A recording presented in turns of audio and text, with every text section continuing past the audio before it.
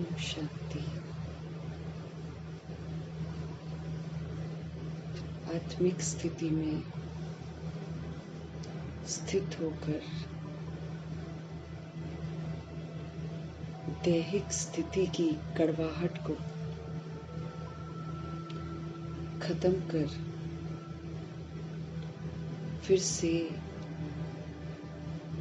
सारे रिश्तों में रूहानियत लाने की समझ देने वाले सुप्रीम रूह परमपिता परमात्मा जी का हम सब तहे दिल से धन्यवाद करेंगे।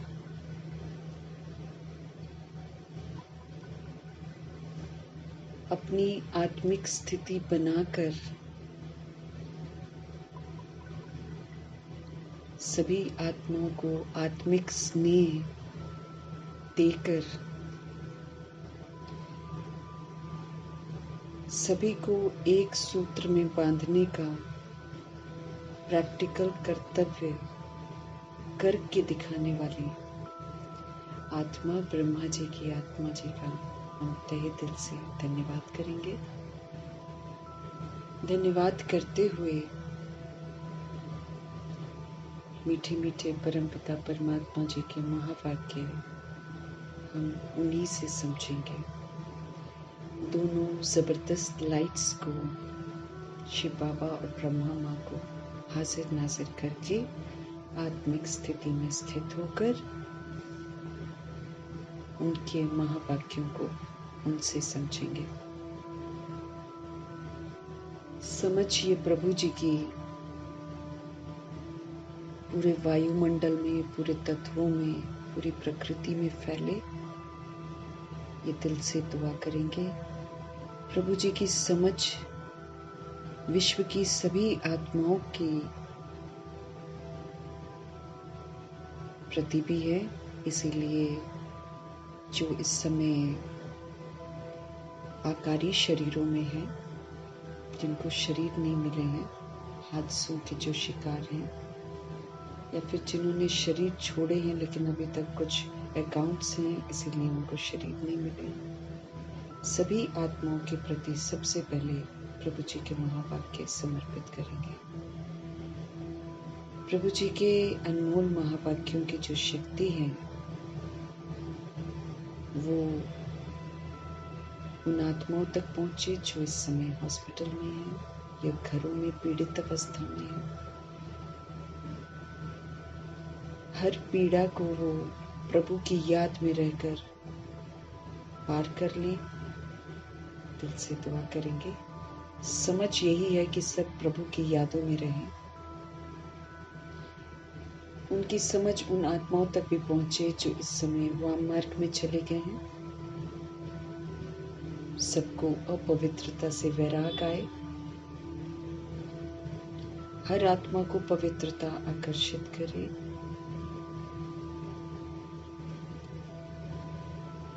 हर आत्मा प्रभु की बन जाए। उन आत्माओं के लिए समर्पित है जो छोटे शरीरों में है, कुमार कुमारियों के शरीरों में है, सब पवित्रता की सुरक्षा कवच में रहे। दिल से दुआ करेंगे। मीठे मीठे परमात्मा की जो समझ है वो भिन्न भिन्न धर्म की आत्माओं के प्रति भी है, इसलिए उन तक भी समझ पहुंचे। राज्य सत्ता, भक्ति की सत्ता, विज्ञान की सत्ता, धर्म की सत्ता, सभी तक प्रभु की समझ अब पहुंचे। सभी की धरनी तैयार हो, सत्य को जानने के लिए सभी की धरनी तैयार हो जाए। दिल से दुआ करेंगे। उन आत्माओं के लिए समर्पित करेंगे जो इस समय रिद्धि सिद्धियों में है और तांत्रिक विद्याओं में उलझी हुई हैं। उन आत्माओं के लिए समर्पित करेंगे जो भटकती हुई रूहें हैं। सभी तक परमपिता परमात्मा की जो समझ है वो पहुंचे। हर आत्मा अब प्रभु की तरफ मुड़े। दुनियावी आकर्षणों से सभी आत्माएं मुक्त हो जाएं। दिल से दुआ करेंगे। जो संस्था अपनी बनाकर बैठे हैं, बाबा के बच्चे इधर से छोड़कर अपनी संस्था बनाई है, उन तमाम आत्माओं को भी सद्बुद्धि आए ताकि वो भी प्रभु के पास आए, और साथ में जो संस्था में इतने सारे लोगों को भी केस को जोड़ लिया है वो भी वापस आए। दिल से दुआ करेंगे। अपने लिए भी दुआ करेंगे कि हम सभी आत्माओं को मीठे मीठे परमपिता परमात्मा के जो महावाक्य हैं वो यथार्थ समझ में हमको आए और हम उसको यथार्थ अमल में लेकर आए। इन्हीं दुआओं के साथ आज देखेंगे हमारे परमपिता परमात्मा किस विधि से हम आत्माओं को एक्यूरेसी सिखाते हैं। मीठे मीठे बाबा बोले, मीठे बच्चे, अभी तुम्हें निंदा स्तुति मान अपमान दुख सुख सब कुछ सहन करना है। बाबा ने मातेश्वरी के द्वारा हम लोग को समझाया था कि सहन करना जो है ये एक ईश्वरीय गुण है, ये दैवी गुण है।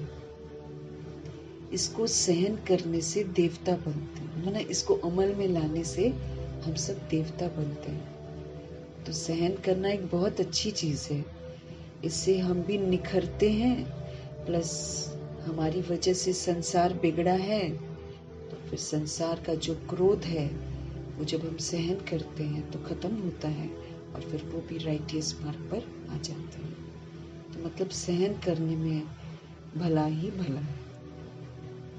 इसलिए ब्रह्मा जी तो सहनशील बनकर उन्होंने तो कभी किसी के निंदा का, किसी के अपमान का कभी भी उसको अंदर ही नहीं लेकर गए हैं, कभी भी बुरा फील नहीं किया है। सबको शुभ भावना, सबको शुभकामना का सहयोग दिया है। तो सहन करना दैवी गुण है। इसलिए बाबा कहते हैं आप कभी मत सोचो कि हम किसी के लिए, किसी की वजह से हमको सहन करना पड़ेगा। आप सदैव ये सोचो कि सहन करने के लिए किसने कहा है, शिव पिता परमात्मा ने कहा है। तो जब इस विधि से सहन करेंगे तो फिर हमको कुछ नहीं लगेगा। अब हमको ध्यान रखना है कि बाबा कहते हैं इस वक्त सभी आत्माओं की बुद्धि जो है ना अस्त व्यस्त हो रही है। आत्माएं अजीबोगरीब जो कर्म है वो कर रही हैं, क्योंकि हिसाब किताब से बंधी हुई है ना, तो हिसाब किताब चुप हो रहे हैं। इसलिए रिश्तों में जुड़ती हैं, लेकिन जुड़ते ही फिर नफरतों का सिलसिला शुरू हो जाता है। तो क्यों होता है? ये सारा कार्मिक अकाउंट है। अब परमपिता परमात्मा हम आत्माओं को ऊंची स्थिति में लेकर जाते हैं। कहते हैं इस दुनिया की किसी भी चीज से कोई चाहना मत रखो तुम कि ये ऐसे कर ले, वो वैसे कर ले, है ना। बाबा कहते हैं अभी तुम्हें निंदा स्तुति, कभी स्तुति होगी फिर वही लोग आपकी निंदा भी करेंगे, फिर कभी आपको मान देंगे, आपको फिर अपमान भी करेंगे आपका, आपको कभी सुख देंगे तो कभी दुख देंगे। अब ये जो दुनिया में दुख सुख आता है, ये जो मान अपमान हमको मिलता है, ये जो निंदा स्तुति हमको मिलती है, इसको सहन करना है, एक्सपेक्ट नहीं करना ना। अब जैसे कईयों को गालियां मिलती हैं तो लोग उम्मीद करते हैं कि नहीं इसको गाली देनी नहीं चाहिए मुझे, ऐसा सोचते हैं ना। लेकिन अब हमको पता चल गया है ये ड्रामा है। हमको पता चल गया है कि हम बंधन में बंधते ही तब है जब हमारे हिसाब किताब किसी सोल के साथ होते हैं। तो इसलिए सोल भिन्न भिन्न तरह के व्यवहार हमारे साथ करती है, परंतु हमको क्या करना पड़ेगा? सहन करना पड़ेगा। तो मेरा सहन करने से वो अकाउंट खत्म हो जाएगा वहीं पर। लेकिन अगर हम सहन नहीं करते हैं और धक्का भी पहुंचता है ना, एक समय में आपकी स्तुति करेंगे, दूसरी तरफ में आपकी निंदा करेंगे, है ना। तो तुरंत अगर हम बाबा के ज्ञान में नहीं होते तो फिर चोट पहुंचती है। अब हमको चोट नहीं लगनी चाहिए, बाबा कहते हैं। इन सारी जो दैहिक दुनिया की जो विधियां है, रीति रस्म है, इससे हमको ऊपर उठ जाना है, इसके अधीन हमको नहीं होना है। तो मीठे मीठे बाबा हम आत्मा को पहले से ही सावधान करते हैं। अब बोलते मेरे से भरपूर ले लो ना मान। अब इसलिए इतने स्वमानों की लड़ियां बना रखी हैं भगवान जी ने कि स्वमानों की माला जो पूरी ही नहीं होती है, बढ़ती ही चली जाती है। रोज मुरली में प्रभु जी हम आत्मा को स्वमान देते हैं। तो हम जो मान की छोटे छोटे तुच्छ मान की इच्छा करते हैं किसी से, जो कि मिलता भी नहीं है कहीं से, अब वो चाहना जो है ना वो हमको छोड़ देनी है। और जो भगवान जी हमको मान दे रहे हैं उस मान में अपने आप को व्यस्त रखना है, उसको स्वीकार करना है। और वो स्वीकार मान जो है ना बाबा का दिया हुआ मान, वो हमको श्रेष्ठ कर्तव्य करने सिखाता है, वो हमें परोपकारी बनाता है। तो वो स्वमान के मीनिंग्स को समझते हुए उनमें रहकर हमको पाठ बजाने की समझ देते हैं। इसलिए दुनिया से हम एक्सपेक्ट नहीं करते हैं। दुनिया से निंदा मिलेगी, कभी स्तुति मिलेगी, कभी मान मिलेगा तो कभी अपमान मिलेगा, दुख सुख तो मिलता ही रहेगा। लेकिन हमको किसी में भी उफ नहीं करनी है, किसी में भी क्वेश्चन मार्क नहीं उठाना है, किसी में भी एक्सक्लेमेटरी मार्क, आश्चर्य की मात्रा नहीं लगानी है, सब सहन करना है। ये कलयुग का अंतिम दौर चल रहा है। आत्माएं विस्मृत हैं इस समय और कर्मों में बंधी हुई हैं, इसलिए वो भिन्न भिन्न तरह के आश्चर्यचकित करने वाले कर्म करेंगी। लेकिन हमको पहले ही इन चीजों से उपराम हो जाना है। परमपिता परमात्मा से जो प्यार मिल रहा है, उनकी जो पालना मिल रही है, उनसे जो स्वमान वरदान मिल रहे हैं, उनसे जो खजाने मिल रहे हैं, उनसे हमको पहले ही भरपूर हो जाना है। हमको सतुगुणी स्वधर्म में रहकर 7 गुणों का सबको सुख देते जाना है। किसी से कोई चीज एक्सपेक्ट नहीं करनी है। कोई हमको सहयोग दे तो हम उसको दे, कोई हमको स्नेह दे तो हम उसको दे। ये विधियां तो बाबा ने हम आत्मा को छोड़ने के लिए कहा हुआ है कि ऐसा नहीं करो। आप दाता के बच्चे हो, आप सदा सबको सुख दो, आप सदा सबको स्नेह दो, आप सदा सबको सहयोग दो। भले वो 10 बार आपको रिजेक्ट करे, 10 बार आपको धोखा दे, तो भी आपके मन में उसके प्रति कल्याणकारी भावना जो है वो न मिटे, क्योंकि परीक्षाएं भी तो होंगी ना। अब ठोक ठोक कर देखेंगे ना बाबा हमको कि हम सूर्यवंशी बनने लायक हैं कि नहीं है। ऐसे तो नहीं होगा, परीक्षाएं तो खूब लेंगे बाबा, हमारे निश्चय की भी परीक्षाएं लेंगे। इसीलिए हम आत्मा को समझ देते हैं कि निंदा भी होगी, कभी स्तुति भी हो जाएगी, मान अपमान भी मिलेगा, दुख सुख सब कुछ सहन करना है। तुम्हारे सुख के दिन अभी समीप आ रहे हैं। जो असल में सुख क्या होता है, वो दिन जो है वो आ रहे हैं। और अति इंद्रिय सुख जो संगम युग का है वो प्रभु से मिलता है। वो तो कोई भी दुनिया की हस्ती हमको दे नहीं सकती है। और ये अति इंद्रिय सुख से हम भरपूर हो जाते, फिर हमको कोई और सुख की चाहना नहीं रहती है। तो हमारे मीठे मीठे परमपिता परमात्मा पहले ही दुख की लहरों में आने से हम आत्माओं को मुक्त करते हैं, स्वधर्म में रहने की समझ देते हैं, सतुगुणी स्वधर्म, सत्युगी स्वधर्म रहने की समझ देते हैं। और ये भी स्पष्ट करते हैं कि अब थोड़ा दिन और है, सहन कर लो। निंदा स्तुति, मान अपमान, दुख सुख सब सहन कर लो। क्यों? सुख के दिन अभी समीप आ रहे हैं। उस खुशी में रहो और फिर उसके लिए सभी को सुख दो। सबको सुख देंगे तो सुख धाम में जाएंगे। बाप अपने ब्राह्मण बच्चों को कौन सी एक वार्निंग देते हैं? ब्राह्मण जीवन भगवान का दिया हुआ जीवन है। यहाँ पर हमको पूरा श्रीमत पर चलना होता है, लेकिन अगर हम नहीं चलते हैं तो फिर समय समय पर बाबा हमको सावधानियां जरूर देते हैं। तो देखते हैं आज हमारे बाबा हमको कौन सी वार्निंग दे रहे हैं। जो ब्राह्मण बनते हैं बाबा के बच्चे, उनको बाबा वार्निंग दे रहे हैं। उत्तर है बाबा का,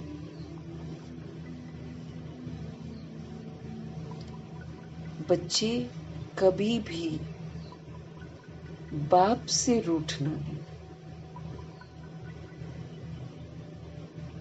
स्वभाव संस्कार का टक्कर होता है ना, और फिर सभी कोई प्रजा बनने वाले हैं, कोई दास दासी बनने वाले हैं, कोई चंडाल बनने वाले हैं, कोई राजा ही घराने वाली आत्माएं हैं। उसमें भी कोई चंद्रवंशी है तो कोई सूर्यवंशी है।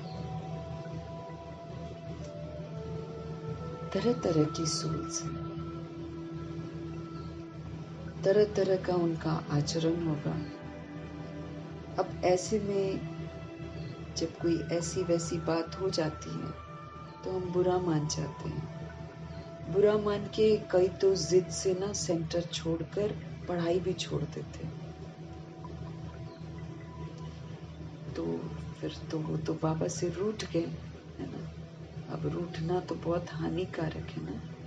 तो इसीलिए बाबा हमको समझ दे रहे हैं कि बच्चे कभी भी बाप से रूठना नहीं। अगर बाप से रूठेंगे तो फिर सदगति से भी रूठ जाएंगे। फिर मेरी सदगति कौन करेगा?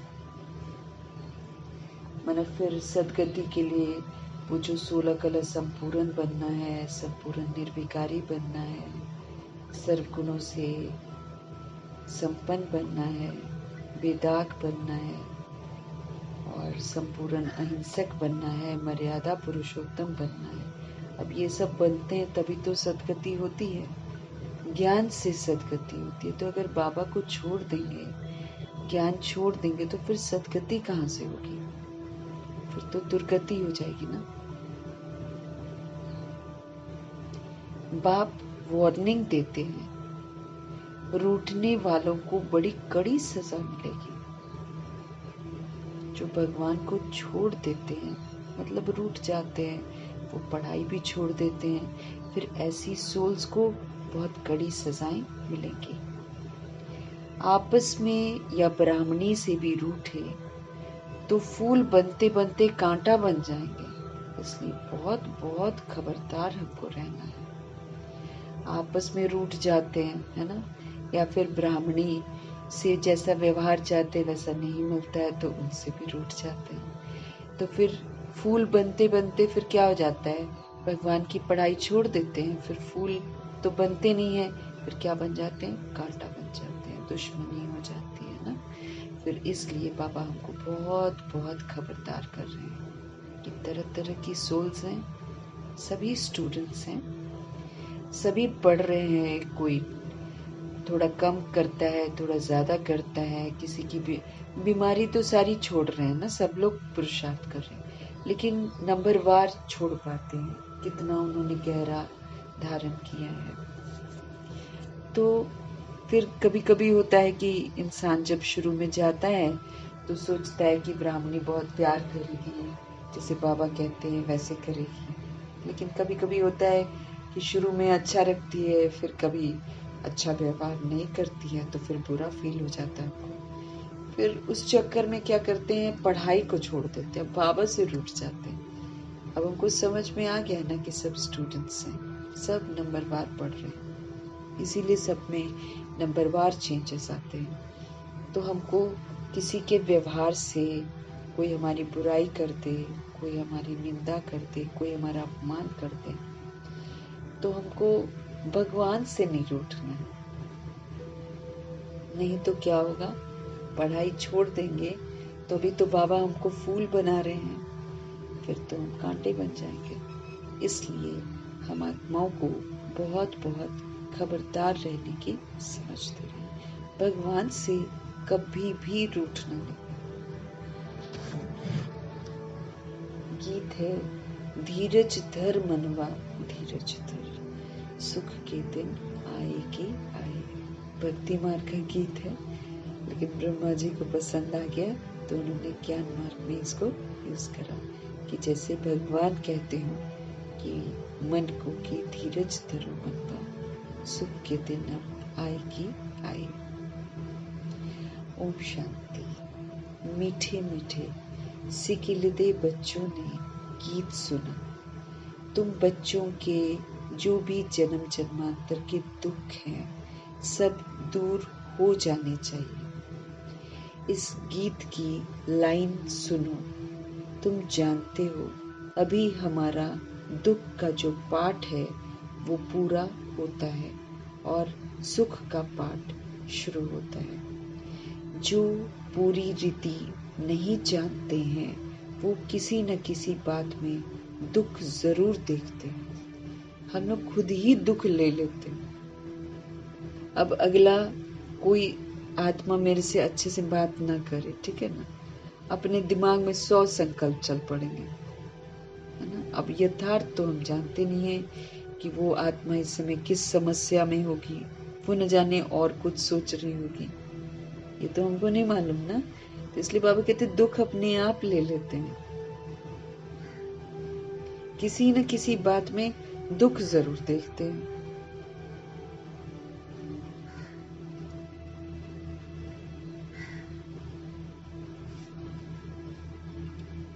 यहाँ बाबा के पास आने से भी कोई न कोई प्रकार का दुख भासेगा। बाबा के पास भी हम लोग जाते हैं शुरू शुरू में तो कोई न कोई मधुबन में भी जाकर अगर कुछ होता है, क्योंकि वहाँ संस्कार तो आपस में टकराएंगे ना, तो जब सोल्स मिलती हैं इधर उधर की तो कुछ न कुछ होता है तो फिर दुख लेती हैं, दुख फील करती हैं अंदर।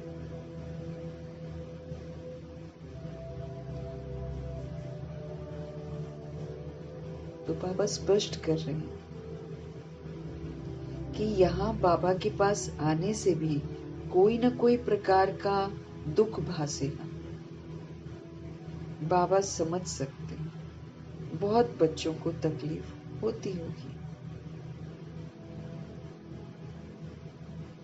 है ना। तो जन्म जन्मांतर के जो हमारे दुख हैं वो अब दूर हो जाने चाहिए। भगवान कहते हैं धीरज धर मनवा, धीरज धर सुख के दिन अब आएगी आए। तो ये जो गीत की लाइन सुनी, बाबा कहते तुम जानते हो अभी हमारे दुख का पाठ पूरा होता है और सुख का पाठ शुरू होता है।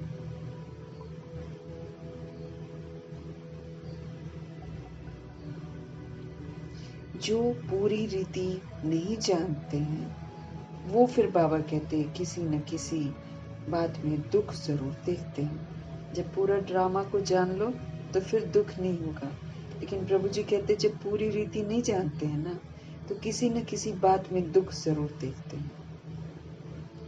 यहाँ बाबा के पास आने से भी कोई न कोई प्रकार का दुख किसी न किसी को भासेगा।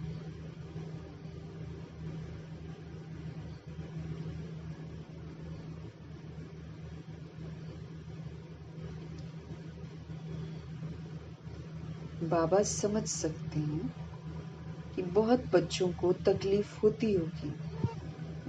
बाबा समझते हैं, शुरू शुरू में थोड़ी सी दिक्कत परेशानियां आती थी ना, इसलिए बाबा कह रहे हैं कि बाबा समझ सकते हैं कि बहुत बच्चों को तकलीफ होती होगी।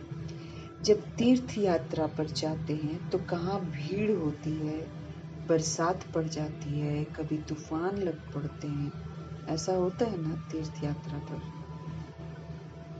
तो भगदड़ मच जाती है। जो सच्चे भगत होंगे वो तो कहेंगे क्या हर्जा है, जैसे बरसात हो गई है ना, भीड़ जहाँ पर होती, तूफान भी होते हैं, तो जो सच्चा भगत होगा ना, जो वहां पर बड़ी श्रद्धा से गया होगा, वो तूफान को देखते भी कहेगा क्या हर्जा है, कोई बात नहीं, भगवान के पास हम जाते हैं। भगवान समझकर ही यात्रा पर वो लोग जाते हैं। ढेर के ढेर भगवान है मनुष्यों के बहुत सारे भगवान बना लिए मनुष्यों ने। तो जो अच्छे मजबूत होते हैं वो तो कहते हैं कोई हर्जा नहीं। जो मजबूत भगत होते हैं ना, वो तूफान को देखकर कहते कोई हर्जा नहीं। वो क्या सोचते हैं अच्छे काम में हमेशा विघ्न तो पड़ते ही हैं। अब वापस लौट कर थोड़ी जाएंगे।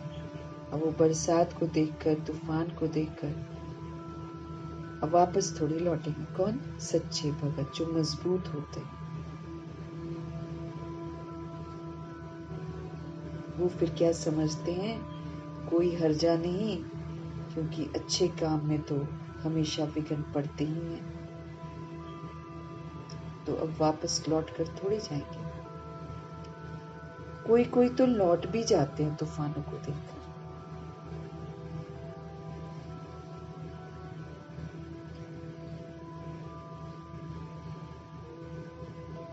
कभी विघ्न पड़ते हैं, कभी नहीं भी पड़ते हैं, कभी सही हो जाती है यात्रा। बाप कहते हैं, बच्चे ये भी तो तुम्हारी यात्रा ही है। हमको अब जिस्मानी यात्रा की तरह धक्के नहीं खाने हैं। अब आपको बाबा की याद में रहकर हर कर्म करना है।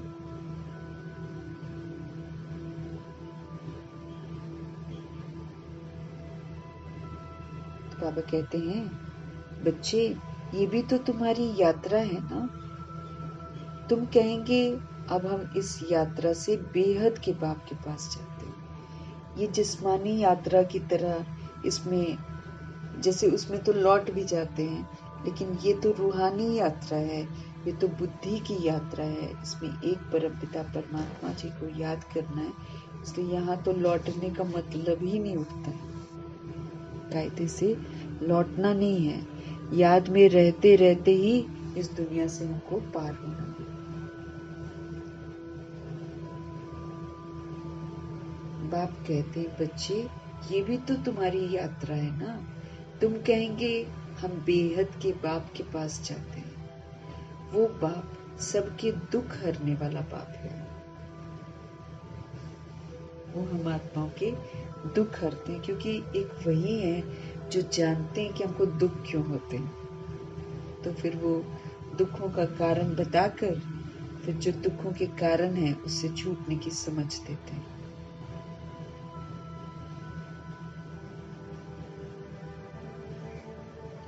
तुम कहेंगे हम बेहद के बाप के पास जाते हैं।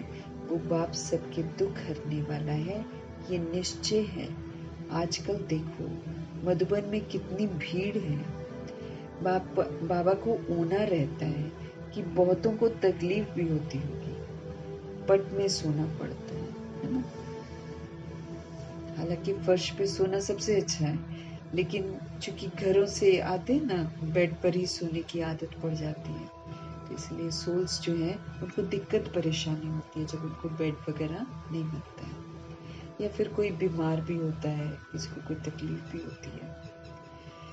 तो बाबा को ऊना रहता है कि बहुतों को तकलीफ भी होती होगी, पट में सोना पड़ता है, जमीन पर सोना पड़ता है। बाबा थोड़ी चाहता है कि बच्चों को पट पे सुलाए, परंतु ड्रामा अनुसार भीड़ हो गई है ना। तो कल पहले भी हुई थी भीड़, फिर होगी। इसमें कोई दुख नहीं होना चाहिए हमको, उल्टा और खुश होना चाहिए कि हमारे साथ सारे जितने भी लोग हैं सब हैं, है ना। तो कल पहले भी हुई थी, फिर होगी। इसमें कोई दुख हमको नहीं होना चाहिए।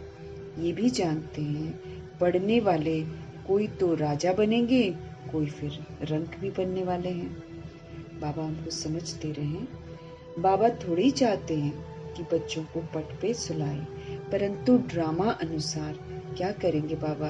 बाबा कह रहे भीड़ हो गई है ना, और कभी कभी भीड़ में बहुत सारे लोग इकट्ठे पहुंच जाते हैं। अब उतने बुलाए नहीं होते हैं, उन दिनों ऐसा ही होता था। बाबा कहते थे सीट्स लिमिटेड है ना, तो दादियां बोलती थी कि इतने ही लोग आने हैं, तो कभी कभी तो बहुत भीड़ पहुंच जाती थी, तो फिर क्या कर सकते हैं ना। तो बाबा कहते परंतु ड्रामा अनुसार भीड़ हो गई है ना, तो कल पहले भी ये भीड़ हुई थी, फिर होगी। तो बाबा कहते इसमें कोई दुख नहीं होना चाहिए किसी को भी। ये भी जानते हैं कि पढ़ने वाले कोई तो राजा बनेंगे, कोई फिर रंक भी बनेंगे। तो जो राजा होगा, राजा बनने वाला होगा, वो तो श्रीमत पर चलेगा, सहन भी कर लेगा। लेकिन कोई है तो रंक जो बनेगा या फिर नीचे का पोजीशन जो लेगा वो फिर जरूर कुछ ना कुछ बोलेगा, है ना। तभी तो फिर ऐसी पोजीशंस मिलती है ना। तो फिर बाबा कहते हैं ये भी जानते हो कि पढ़ने वाले कोई तो राजा भी बनेंगे, कोई फिर रंक भी बनेंगे, कोई का ऊंचा मर्तबा है, कोई का कम मर्तबा है। तो जैसा होता है ना फिर वैसा ही फिर सोल्स करती हैं, तभी तो फिर वैसे मर्तबे मिलते हैं ना।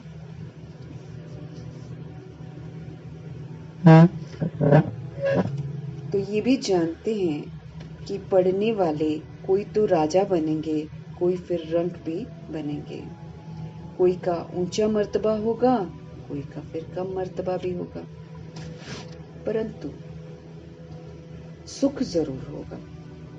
सतयुग में और त्रेता युग में सुख जरूर होगा, क्योंकि वहां पर दुख का नाम निशान नहीं, तो बीमारियां नहीं होंगी ऐसा।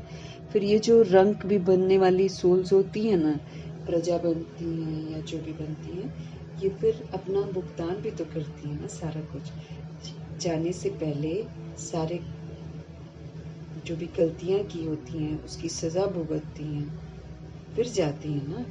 इसीलिए सुख धाम में सुख ही मिलता है उनको भी। अगर वो रंक बनते हैं ना तो सुख ही मिलता है, बाकी रंक जो बने हैं उसकी सजाएं वो भुगत कर जाते हैं।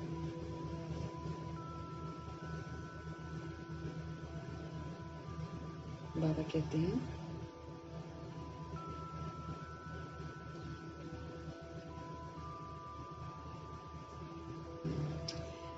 पढ़ने वाले कोई तो राजा बनेंगे, कोई फिर रंक भी बनेंगे, कोई का ऊंचा मर्तबा होगा, कोई का कम होगा, परंतु सुख जरूर होगा। ये भी बाबा जानते हैं। कोई बहुत कच्चे हैं जो कुछ भी सहन नहीं कर सकते हैं, उन्हों को फिर कुछ तकलीफ होगी, कहेंगे हम तो नाहेक आए, या कहेंगे हमको ब्राह्मणी जोर करके ले आई है।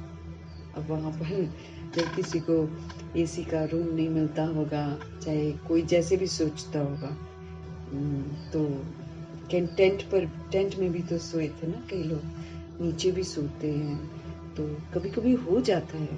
तो कायदे से तो बाबा कहते हैं वहां पर थोड़ी सी बैठने की भी जगह मिल जाए तो अहो सौभाग्य है। मधुबन की भूमि इतनी महत्वपूर्ण भूमि है, लेकिन क्या होता है समझ होती नहीं है ना। तो शुरू शुरू में जाते हैं ना तो क्या क्या सोच कर जाते हैं, फिर वहां पर कमरा नहीं मिलता है, नीचे सोना पड़ता है, तो कईयों के मन में प्रश्न उठता है कि ये क्या बेकार है ना। और ऊपर से तूफान आ जाए, बारिशें हो जाए, उसमें भीग जाए लोग, और फिर बाहर टेंट भी टूट जाए, कुछ भी हो जाए। होता है, एक बार टेंट भी टूट गया था। शुरू शुरू में परीक्षाएं होती हैं ताकि लोग जो आते हैं वो कितना भगवान पर यकीन करते हैं ना, वो भी तो देखा जाता है। तो तूफान वगैरह जब आए थे तो कई लोगों के संकल्प चले थे, तो कई लोग फिर वहां पर जाते हैं ना, कुछ और सोच कर जाते हैं लेकिन कुछ और होता है, तो फिर उनको तकलीफ होती है। कहेंगे हम तो नाहेक आए, बेकार आए, हम तो यहाँ पर हमको ब्राह्मणी जोर करके ले आई है। ऐसे भी होंगे जो कहेंगे हमको ब्राह्मणी ने नाहक फंसा दिया वो ये सोचेंगे फंसा दिया उसने मुझे। पूरी पहचान नहीं है ना, पूरी पहचान नहीं है कि विश्वविद्यालय में आए हैं। वो तो सोचते हैं चलो जी आराम होगा, सब कुछ होगा। एक तो क्या होता है ना, शुरू में बता भी देते हैं ना बहुत आराम है, बहुत ये है वो है, सब कुछ बोल देते हैं, और फिर जाकर जस्ट उसका उल्टा होता है, तो फिर लोगों को डाउट हो जाता है, फिर वो सोचते हैं इसने तो हमें फंसा दिया। पूरी पहचान नहीं है ना कि विश्वविद्यालय में आए हैं। इस समय की पढ़ाई से कोई तो राव बनेंगे, कोई रंक भी बनने वाले हैं। बाबा कहते हैं कोई अच्छा राजा बनेगा तो कोई एकदम नीचे का दर्जा भी प्राप्त करेगा भविष्य में। यहाँ के रंक और राव में और वहाँ के रंक और राव में दिन रात का फर्क है। अगर कलयुग का आप राजा देख लो, है ना, अब राज्य सत्ता देख लो। इसलिए बाबा स्पष्ट कर रहे हैं कि यहाँ का राजा और यहाँ का लो दर्जे का जो मर्तबा होता है, यहाँ पर तो बहुत फर्क होता है। राजा एकदम शाही और प्रजा भूखी भी मरती है, लेकिन वहाँ ऐसा नहीं होता है ना। अगर राजा सुख में है तो प्रजा दुख में नहीं होती है। जो प्रजा बनती है वो अपना सारा सजा खाकर फिर वहां पर जाती है, इसीलिए वो सुख धाम है, वहां सुख ही सुख होता है, दुख का तो नाम निशान नहीं है। तो इसलिए प्रभु जी स्पष्ट कर रहे हैं, यहाँ के रंग और राव में और वहां के रंग और राव में रात दिन का फर्क होता है। यहाँ के राव भी दुखी हैं तो रंग भी दुखी है, परेशान रहता है राजा भी, क्योंकि क्या करेंगे ना, वो अगर दुख देगा प्रजा को या प्रजा का नहीं देखेगा तो वो कौन सा सुखी रहेगा। बना डर तो एक बना रहता है उन लोगों के मन में भी कि कहीं ये ना हो जाए, कहीं वो ना हो जाए। अभी जैसे सत्ताएं और सारी जो दुनिया है वो बिगड़ रही है ना, तो फिर वो उसको मार रहा है, वो उसको मार रहा है, ये वाला आ रहा है, तो फिर जो राजा होगा वो भी तो दुखी हो ही जाएगा। वहां दोनों सुखी रहते हैं सचखंड में। यहाँ तो है ही पतित विकारी दुनिया, ये दुनिया ही पतित है, विकारी है। बल किसके पास बहुत धन है ना, तो बाप समझाते हैं ये धन माल भी जो है ना सारा का सारा, ये तो मिट्टी में मिल जाना है। बल किसके पास बहुत धन है, तो बाप समझाते हैं ये धन माल सब मिट्टी में मिल जाना है, ये शरीर भी खत्म हो जाए। आत्मा तो मिट्टी में नहीं मिलती है। कितने बड़े बड़े साहूकार हैं, बिरला है, परंतु उनको क्या पता कि अब ये पुरानी दुनिया बदल रही है। वो तो यहीं पर जानते भी हैं कि मर जाते हैं सब ना, फिर भी जो जैसे शमशान में ही चले जाओ तो है ना, थोड़ी देर के लिए शमशानी वैराग किसी को आता होगा, लेकिन वो कभी सोल्स जो वहां पर जाती हैं वो कभी ये नहीं सोचती हैं कि भाई अपना भी दिन यही वाला आने वाला है। हमारे साथ भी ऐसा ही है, वो थोड़ा सा वैराग आ जाता है कि ये दुनिया क्या है, ऐसे ही चले जाते हैं, लेकिन फिर सोल्स अपने आप में मस्त हो जाती हैं, अपनी जिंदगी में मसरूफ हो जाती हैं। कोई ये नहीं सोचता है ना कि हमारा भी समय आ रहा है। अब जिसने ये सोच लिया, रियलाइज कर लिया कि अपना भी वो नंबर आएगा, वो तो फिर गलत कर्मा नहीं करेंगे। बोलो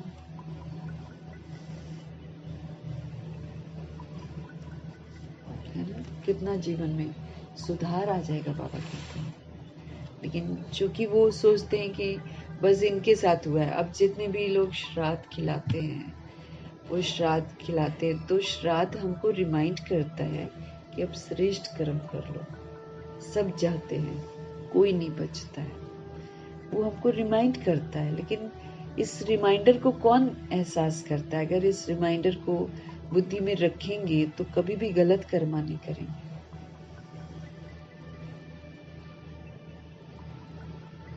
बाबा कहते हैं यहाँ तो है ही पतित विकारी दुनिया। बल किसके पास बहुत धन भी है ना, बाप समझाते हैं कि ये धन माल तो सारा मिट्टी में मिल जाना है, शरीर ये भी खत्म हो जाएगा, आत्मा तो मिट्टी में नहीं मिलती। कितने बड़े बड़े साहूकार हैं बिरला जैसे, परंतु उनको क्या पता कि अब ये जो पुरानी दुनिया है ये बदल रही है। वो तो साहूकार तो पैसे जोड़ने में लगे हुए हैं, उनको ये मालूम ही नहीं है कि ये दुनिया तो बदलने वाली है, सब कुछ यहाँ पर खत्म होने वाला है। मालूम अगर हो जाता तो बाबा कहते फट से आ जाते बाबा के पास। कहते यहाँ भगवान आया हुआ है फिर भी जाएंगे कहाँ?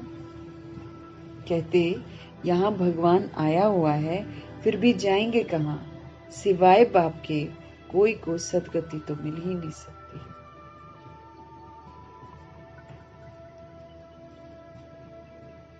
सिवाय बाप के कोई को सदगति मिल न सके।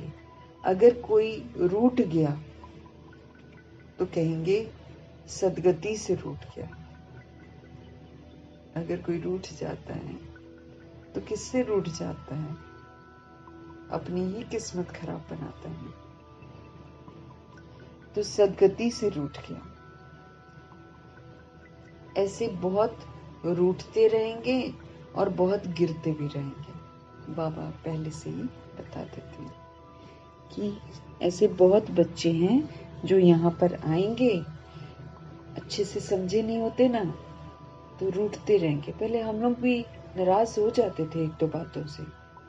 ये तो धीरे धीरे बाबा से समझ आया, अरे स्टूडेंट है हम, दीदी भी स्टूडेंट है, सब पुरुषार्थ कर रहे हैं, दादियाँ भी स्टूडेंट्स हैं, सब पुरुषार्थ कर रहे हैं कर्मातीत बनने का। तो स्टूडेंट में परफेक्शन थोड़ी हम देखेंगे, स्टूडेंट परफेक्ट बन रहे हैं। ये समझ जिसको आ जाता है ना, वो फिर ये भी कि कोई राजा बनेगा, कोई प्रजा बनेगा, कोई दास दासी बनेगा, ये भी समझ जाए कि कर्मों की गुह्य गति भी है ना। तो सारी बातें जब हम डिटेल में समझ जाते हैं, फिर हम नहीं रूठते हैं। ड्रामा के राज को समझ जाते हैं तो वो फिर नाराज नहीं होते हैं। लेकिन जब तक हम राज को समझते नहीं है ना, तो बहुत सारी ऐसी बातें होती हैं जो हमको नाराज कर देती हैं।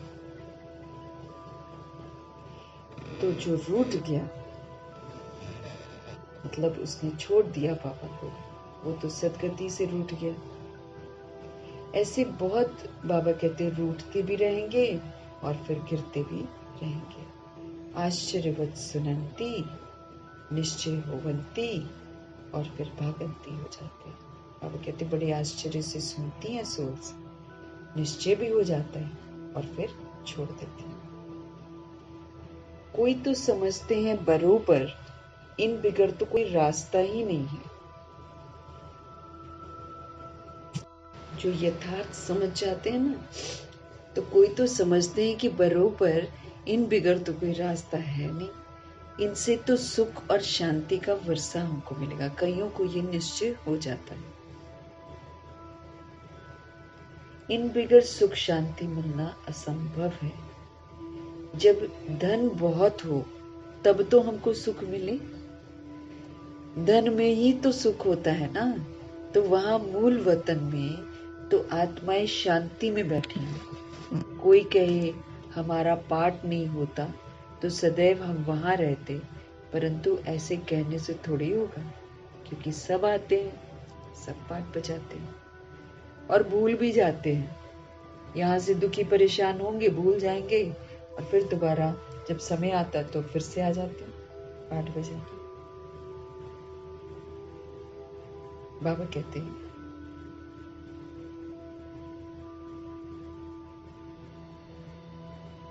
वहां मूल वतन में तो आत्माएं शांति में बैठी हैं। अगर कोई कहे हमारा पाठ नहीं होता तो सदैव हम वहां ही रहते, परंतु बाबा कहते हैं ऐसे कहने से थोड़ी चलेगा या कुछ ऐसा थोड़ी हो जाएगा। सभी सोल्स शरीर लेकर पाठ बजाते हैं। कोई एक जन्म भी आता है, लेकिन आता है। बच्चों को समझाया गया है ये बना बनाया खेल है, हम आत्माओं ने बनाया हुआ है, तो इसको चेंज तो कर ही नहीं सकते, क्योंकि हम मरते नहीं हैं। बहुत हैं जो किसी न किसी सच्चे में आकर छोड़ जाते हैं। किसी ने छोड़ा होगा इसलिए बाबा ध्यान खिंचवा रहे हैं। रूठा होगा कोई, है ना, अगर मुरली पड़ेगा तो समझ जाएगा। बहुत हैं जो किसी न किसी संशय में आकर छोड़ जाते हैं, ब्राह्मणी से रूठ जाते हैं, या फिर आपस में किसी से बनती नहीं है तो रूठ कर पढ़ाई फिर छोड़ देते हैं। अभी बाबा कहते हैं तुम तो यहाँ पर फूल बनने के लिए आए हो। कांटे थे हम लोग, तो अभी तो हम फूल बनने के लिए आए हैं। महसूस करते हो बरोबर हम कांटे से फूल बन रहे हैं। फूल जरूर बनना है। कोई को कुछ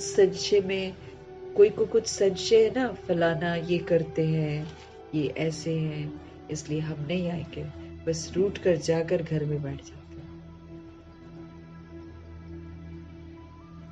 बाप कहते हैं और सबसे तो भले रूठो लेकिन एक बाप से तो मत रूठो ना।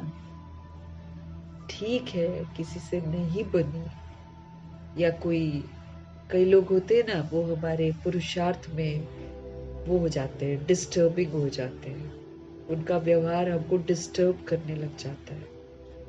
अभी हम उतने शक्तिशाली हुए नहीं है, इसलिए डिस्टर्ब हो जाते हैं, तो फिर अच्छा फील नहीं करते हैं। ऐसे समय में चलो ठीक है, छोड़ दिया, सेंटर को छोड़ दिया, कुछ शिकवे शिकायत के साथ नहीं छोड़ना है। ठीक है, मैं डिस्टर्ब हो रही हूँ तो फिर मैं वहां नहीं जाती हूँ, लेकिन पढ़ाई तो नहीं छोड़नी है ना।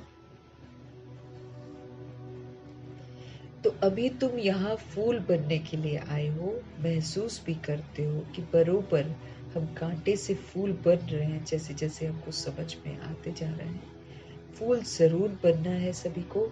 कोई का कुछ संशय अगर है, फलाना ये करते हैं, ये ऐसे हैं, इसलिए हम नहीं आएंगे, बस रूठ कर जाकर घर में बैठ जाते हैं। बाप कहते हैं और सबसे तो भल रूठो, लेकिन एक बाप से कभी मत रूठना। बाबा वार्निंग देते हैं, सजाएं बड़ी कड़ी हैं, क्योंकि रूठ जाएंगे तो गलत काम करेंगे ना। डेफिनेटली रूठ जाएंगे तो हम पुरानी दुनिया में चले जाएंगे। अब पुरानी दुनिया में जाएंगे तो फिर वही पुरानी बातें, फिर समझ मिलने के बाद हमने छोड़ दिया ना भगवान को, तो फिर उसकी बड़ी कड़ी सजाएं मिलती है। गर्भ में भी जो सजाएं मिलती है ना, सब साक्षात्कार कराते हैं, वो भी तो एक सजा है। गर्भ में बिगड़ साक्षात्कार की सजा मिल नहीं सकती। पूरा प्रूफ दिखाएंगे बाबा। हाँ, क्योंकि मनुष्यों की फितरत होती है ना मुकरने की। हमने तो नहीं किया। कब किया? तुरंत अगर याद भी रहता है ना, तो थोड़े समय बाद अगर पूछा जाता है तो फिर याद नहीं रहता, तो बोलेंगे कि कब किया, मैंने तो नहीं किया, मैंने तो नहीं बोला। हम तो दिन भर में भी देख सकते हैं, ऐसा होता है। बहुत सारी बातें हम बोल जाते हैं, दूसरा अपने अंदर वो ले लेता है और हम भूल जाते हैं। फिर कहते नहीं, हमने तो नहीं कहा था ऐसे। हाँ, तो बाबा भी हमको समझ दे रहे हैं कि सजाएं जो है गर्भ में, वो साक्षात्कार कराते हैं, ताकि हम बोलने जोग्य न रहे कि हमने तो नहीं किया। इसलिए अपनी सारी रिकॉर्डिंग सूक्ष्म वतन में बाबा के पास है।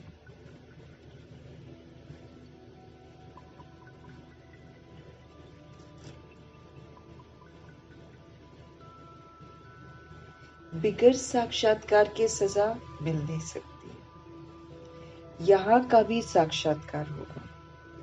तुमने पढ़ते पढ़ते आपस में लड़ झगड़ कर, रूठ कर पढ़ाई छोड़ दी थी, ये भी साक्षात्कार होगा। तुम बच्चे समझते हो हमको फादर से पढ़ना है, पढ़ाई तो कभी छोड़नी नहीं है। हम किससे पढ़ रहे हैं? अपने परम पिता से पढ़ रहे हैं, तो पढ़ाई कभी नहीं छोड़नी है। तुम यहाँ पढ़ते ही हो मनुष्य से देवता बनने के लिए। हम सब मनुष्य से देवता बनने की पढ़ाई पढ़ रहे हैं। ऊंची पढ़ाई है ये। तो ऐसे ऊंचे ते ऊंचे बाप के पास तुम मिलने आते हो। कभी जास्ती आ जाते हैं ड्रामा अनुसार, तो फिर तकलीफ हो पड़ती है, क्योंकि फिर नीचे सुलाना पड़ता है, टेंट लगाना पड़ता है। बच्चों को अनेक तूफान आते हैं, फलानी चीज न मिली, ये नहीं मिला, ये तो कुछ भी नहीं है। जब मौत का समय आएगा तो अज्ञानी मनुष्य कहेंगे हमने क्या गुनाह किया है, नायक जो हमें मारते हैं, है ना, ऐसे बोलेंगे सोच। तो बाबा कहते हैं मधुबन में कभी जास्ती आ जाते हैं ना ड्रामा अनुसार, कुछ तकलीफ हो पड़ती है बच्चों को, अनेक तूफान आ जाते हैं, फलानी चीज न मिली, ये नहीं मिला।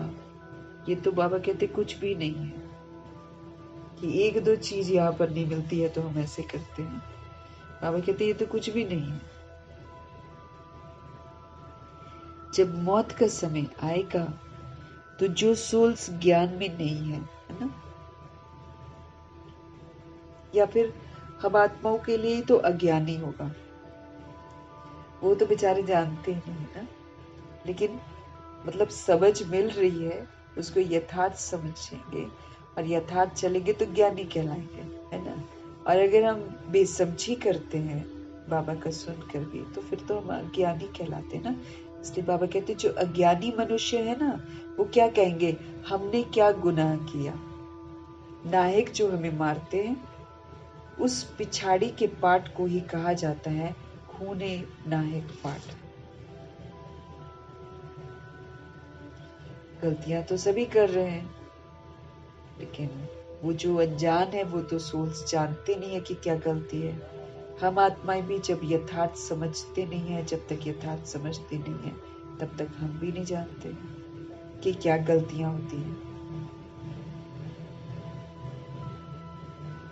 तो इसलिए वो क्या बोलते हैं, जब मौत का समय आएगा ना, तो अज्ञानी मनुष्य कहेंगे हमने क्या गुनाह किया है। नाहिक जो हमें मारते हैं, उस पिछाड़ी के पाठ को ही बाबा कहते हैं कहा जाता है खूने नायक पाठ। खूने नायक पाठ कहते हैं उसको। अचानक बॉम्ब्स गिरेंगे, ढेर के ढेर मरेंगे। अभी भी देखो कितने लोग मर रहे हैं, जहां भी देखो तो इकट्ठा मौत हो रही है। तो अचानक बॉम्ब्स गिरेंगे। अब जो मर रहे हैं उसके लिए सब लोग सोचते हैं ना कि इन्होंने क्या किया, बेचारे कितने मासूम बच्चे थे, बेचारे अपनी जिंदगी को शुरू कर रहे थे। ऐसे ऐसे लोग बोलते हैं ना, दया करते हैं ना। हमको पता ही नहीं ना हम ड्रामा में क्या क्या करते हैं, हम भूल जाते हैं ना। नाइंसाफी नहीं होती है ड्रामा में। अब जो देखो, किसी ने सीट रिजर्व करवाई हुई थी 17 की, लेकिन क्या सोचा, उसको कैंसिल करवा के 12 की करवाई। किसी ने किसी और दिन जाना था, उसने वो पहले की डेट थी, नहीं उसको पसंद नहीं आई, उसको 12 की पसंद आई।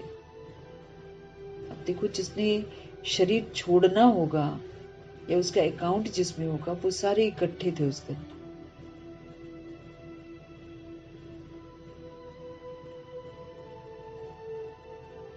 तो अचानक होता है ना सारा कुछ। दिखने वाले तो बेचारे बेचारे करेंगे, लेकिन हमको पता ही नहीं है कि हम सब क्या करके आते हैं, जिसकी सजा ऐसी बनती है।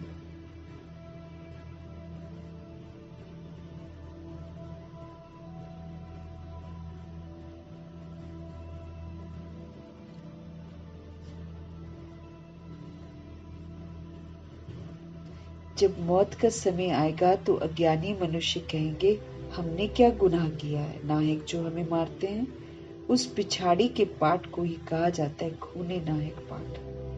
अचानक बॉम्ब्स गिरेंगे, ढेर के ढेर मरेंगे, ये खूने नायक हुआ ना। मतलब लोग सोचेंगे ना, नायक ना कॉमन पब्लिक जो बैठी है, वो ये जो राज्य सत्ता वाले अभिमान वाले हैं, ये मारते हैं, तो कॉमन पब्लिक क्या कहती है कि हम तो खामखा के मर रहे हैं।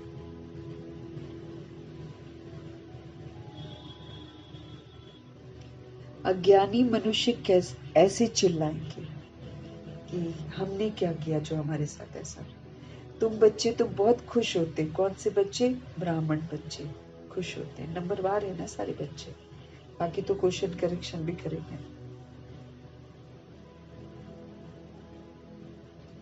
अज्ञानी मनुष्य कैसे चिल्लाएंगे, तुम बच्चे तो बहुत खुश होते हो, क्योंकि तुम जानते हो इस दुनिया का विनाश तो होना ही है। अनेक धर्मों का विनाश न हो तो फिर एक सत धर्म की स्थापना।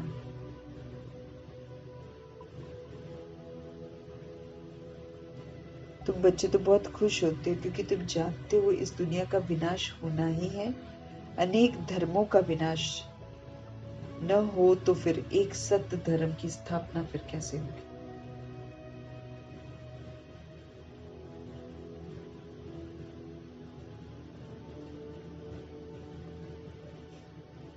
सतयुग में एक, बाबा कहते हैं अनेक धर्मों का विनाश न हो तो एक सत्य धर्म की स्थापना फिर कैसे होगी। सतयुग में एक आदि सनातन देवी देवता धर्म था। किसको क्या पता सतयुग आदि में क्या था। ये है पुरुषोत्तम संगम युग। इसमें प्रभु जी आकर हमको सत्य से परिचित कराकर सब पुरुषों में उत्तम बनाते हैं। बाप आए ही हैं सबको पुरुषोत्तम बनाने के लिए। सबका बाप है ना। ड्रामा को तो तुम जान गए हो। सब तो सतयुग में नहीं आएंगे। इतनी करोड़ों आत्माएं सतयुग में थोड़ी आएंगी। ये है डिटेल की बातें। बहुत बच्चियां हैं जो कुछ भी समझती नहीं। भक्ति मार के हीरे हुए हैं, ज्ञान बुद्धि में बैठता ही नहीं है। फिर वो लोग फिर भक्ति वाला ही सब कुछ करते रहते हैं। अब बाबा ने हमको बताया है, हर त्योहार की बाबा ने हमको समझ दी है। फिर अव्यक्त दिवस की समझ दी है। फिर मातेश्वरी का स्मृति दिवस है ना, कैसे बिताना है, क्या करना है। जैसे जो स्थूल भोग है वो तो बहुत इजी है, हम आराम से फ्रूट खरीद सकते हैं, आराम से ये सारी चीजें बना बना के भोग लगा सकते हैं। लेकिन शुद्ध संकल्पों का भोग लगाओ, बाबा कहते हैं कल्याणकारी संकल्पों का भोग लगाओ। बाबा वो स्वीकार करते जब हम वो करेंगे ना। हाँ, उन्होंने बोला था सारे हिसाब किताब चुकतू हो जाते हैं भोग लगाने से, ऐसा बोला था। भोग लगाने से सारे हिसाब किताब चुकतू हो जाएंगे। कैसे हो जाएंगे सारे हिसाब किताब चुकतू अगर हम सिर्फ स्थूल भोग लगाएंगे तो। अव्यक्त बाप दादा ने बोला है वो तो बहुत इजी भोग है जो लगाते हो, ये भोग लगाओ। शुभ भावना, शुभ कामना का, शुभ संकल्पों का भोग लगाओ। वो संकल्प करो जो भगवान को हम अर्पण कर सके, है ना। जब हम ऐसा करते हैं ना वर्ल्ड की सारी सोल्स के लिए, शुभ भावना, शुभ कामना, शुभ संकल्प करते हैं, तब हमारे हिसाब किताब चुकते होते हैं, तब हमारे कष्ट दूर होते हैं। ये है असलियत। लेकिन वही है कि ज्ञान की गहराइयों में नहीं जाते हैं तो फिर वो सारा जो है खाने पीने और खिलाने में सारा समय चला जाता है। जैसे बाबा कहते हैं अव्यक्त जो स्मृति दिवस है वो एक्चुअल में समर्थी दिवस है। तो वो जब जब आए तो हमको तो इतना देखना है कि हम कितना फरिश्ता बने हैं, कितना हम ब्रह्मचारी बने हैं, कितना हमने ब्रह्मा जी को फॉलो किया है। ये है ना असल में चीजें जो हमको चेक करनी है, जिस पर बाबा हमारा ध्यान खिंचवाते हैं। तो बाबा वही बोलते हैं कि समझते नहीं है, कई सोल्स ना समझती नहीं है।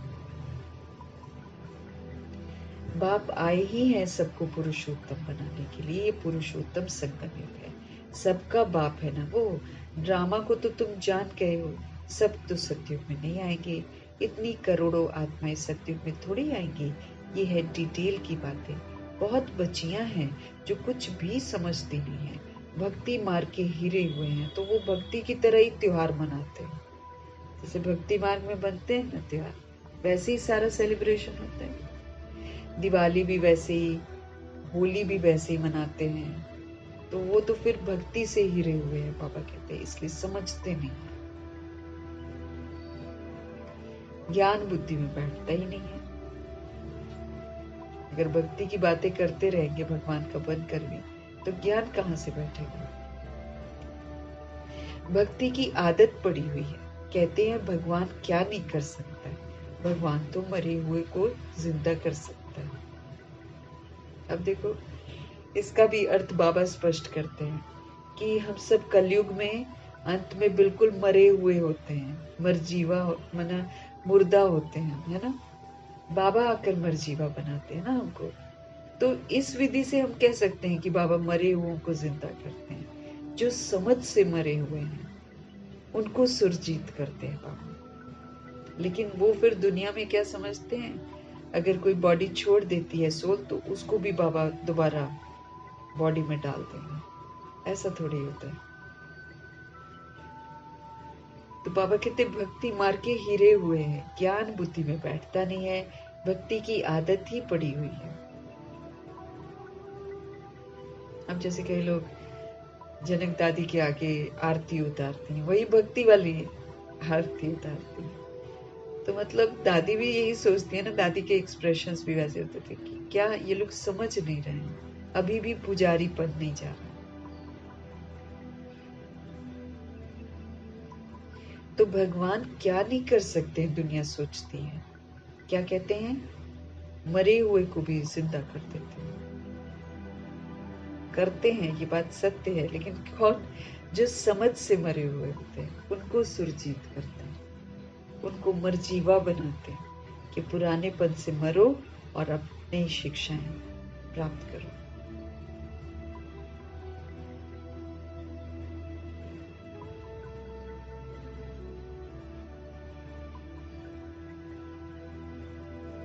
है ना? तो मरे हुए को जिंदा कर सकते हैं। बाबा के पास आते हैं, कहते हैं फलाने मनुष्य ने मरे हुए को जगाया, तो क्या भगवान नहीं कर सकता है? कोई ने अच्छा काम किया तो बस उसकी महिमा करने लग पड़ते, फिर उनके हजारों फॉलोअर्स भी बन जाएंगे। तुम्हारे पास तो बहुत थोड़े आते हैं, तुम्हारे पास तो बहुत थोड़े आते हैं ना, जो मतलब पूरा चलना चाहते हैं, वो तो बहुत कम है। बाकी तो फिर धीरे धीरे छोड़ भी देते हैं। जहाँ उनको लगता है ना कि हाँ बाबा कुछ ऐसा बोल रहे हैं, विनाश के बारे में बोल रहे हैं, चाहे संबंधों के बारे में बोल रहे हैं, तो वहां पर झट से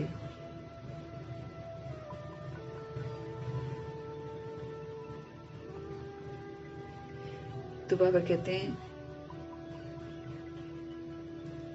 तुम्हारे पास तो बहुत थोड़े आते हैं, जो पढ़ते रहेंगे अंत तक, बहुत थोड़े हैं,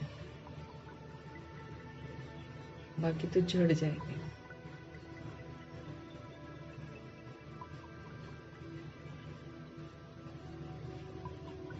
बाबा के पास आते हैं और कहते हैं फलाने मनुष्य ने तो मरे हुए को जगा दिया, तो क्या भगवान नहीं कर सकता है? अगर भगवान है तो करके दिखाओ, ऐसे भी बोलते थे। कोई ने अच्छा काम किया तो बस उसकी महिमा करने लग पड़ते हैं, फिर उनके बड़े सारे फॉलोअर्स बन जाएंगे। तुम्हारे पास तो बहुत थोड़े आते हैं। भगवान पढ़ाते हैं, फिर इतने थोड़े क्यों आते हैं? क्योंकि सच्चाई की पढ़ाई है, लोग झूठ में जीना पसंद करते हैं। माया झूठ का भपका दिखाती है, तो वो झूठ सबको पसंद आता है। लेकिन बाबा तो झूठ में नहीं रखते हैं, बाबा तो भाई सच सच बता देते हैं कि देखो ऐसे ऐसे होगा अगर तुम ऐसे ऐसे करोगे तो उसमें फिर भाग जाते हैं। फिर बाबा जब बोलते हैं देह सहित देह के सभी संबंधों को भूलो और मेरे को याद करो, तब भी भाग जाते हैं। बाबा कहते हैं इतने थोड़े क्यों? भगवान पढ़ाते हैं तो बहुत भीड़ होनी चाहिए ना, लेकिन थोड़े ही आते हैं क्यों? भगवान पढ़ाते फिर इतने थोड़े क्यों? ऐसे बहुत कहते हैं, अरे यहाँ तो मरना होता है, वहां तो कनरस है, वो अच्छी बातें सुनाते हैं। बाबा कहते हैं वो तो, बाबा समझाते हैं कि यहाँ पर कम इसलिए आते हैं क्योंकि यहाँ पर जीते जी पुरानेपन से मरना पड़ता है, और वहां क्या है, झूठ है, भपका है।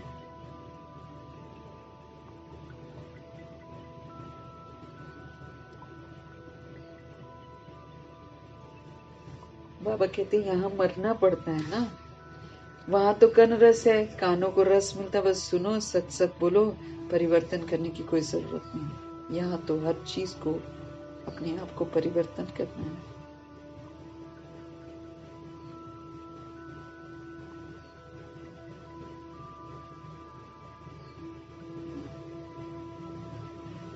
वहां तो कनरस है, इसलिए कनरस के लिए जाते हैं। बड़े भबके से बैठ गीता सुनाते हैं, भगत लोग सुनते हैं। यहाँ कनरस की बात नहीं है। कानों के रस के लिए बाबा नहीं सुनाते कुछ भी। तुमको सिर्फ कहा जाता है बाप को अब याद करो तो बुद्धि काम करे हमारी। हमको कहा जाता है अब सिर्फ बाप को याद करो।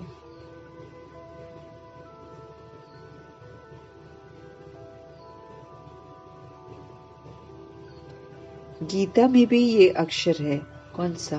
मन मना भव, कि मन अब एक प्रभु में लगाओ, लेकिन अर्थ नहीं समझते हैं वो लोग। बाप को याद करो तो विक्रम विनाश होंगे, मन मना भव का अर्थ ही है। सत्य बाप को याद करो, मन प्रभु में लगाओ।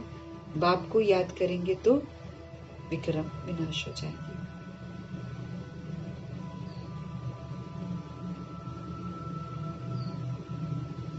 बाप कहते हैं, अच्छा ब्राह्मणी से व सेंटर से रूठ जाते हो?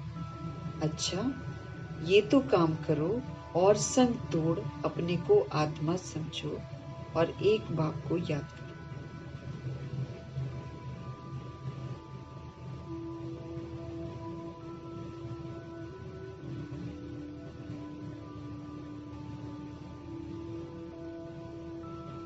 तो बाबा कहते हैं, बाप को याद करो तो विक्रम विनाश होंगे। बाप कहते हैं, अच्छा ब्राह्मणी से व सेंटर से रूठ जाते हो? अच्छा ये तो काम करो ना, सब संग तोड़, बुद्धि से सब संग तोड़ दो और अपने को आत्मा समझो और एक बाप को याद करो। बस इतना तो कर लो। बाबा कहते हैं, बाप ही तो पतित पावन है, बस बाप को याद करते रहो, स्वदर्शन चक्र फिराते रहो।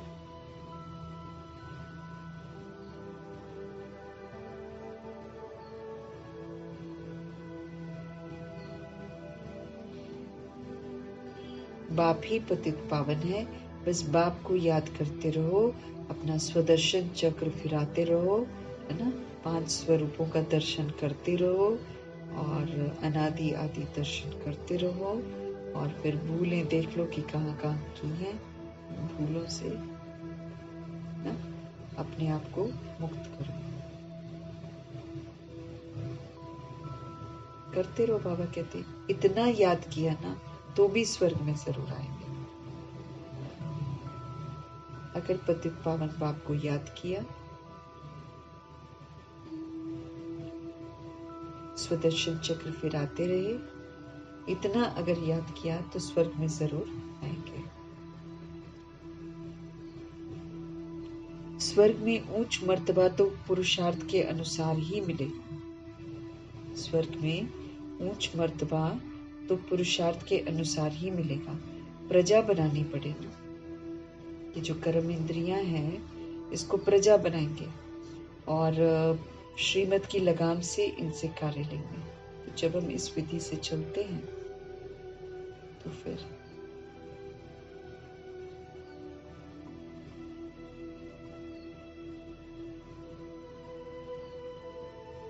स्वदर्शन चक्र फिरता रहेगा तो गलती नहीं करेंगे ना। फिर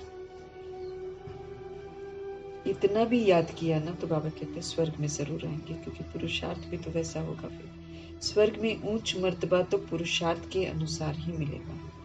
प्रजा बनानी पड़े ना।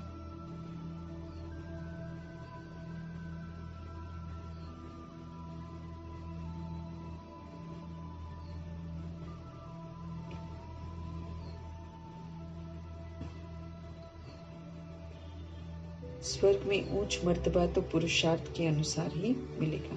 प्रजा बनानी पड़े मतलब हम अगर प्रभाव मुक्त हैं, अगर हम लगाव मुक्त हैं, अगर हम दबाव मुक्त हैं, है ना, तो समझो कि प्रजा बन रही है।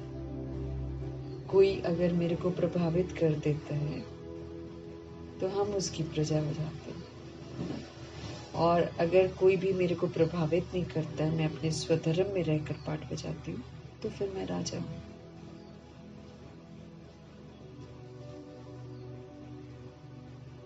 तो स्वर्ग में ऊंच मर्तबा तो पुरुषार्थ के अनुसार ही मिलेगा। प्रजा बनानी पड़े। अब ब्रह्मा जी देखो किसी को भी कुछ नहीं बोलते थे ना, कोई कुछ भी करता है तो नहीं बोलते थे ना, तो सब उनकी प्रजा बन गए और वो राजा बन गया।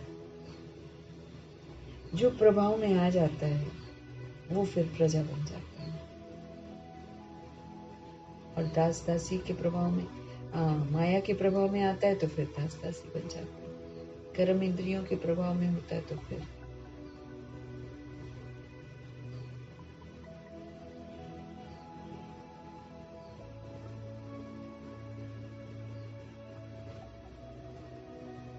बाबा कह रहे प्रजा बनानी पड़े। प्रजा बनाने का मतलब ही ये है, मतलब गालियां भी मिलेंगी, सब कुछ मिलेगा, शांत रहना है, शुभ भावना बस।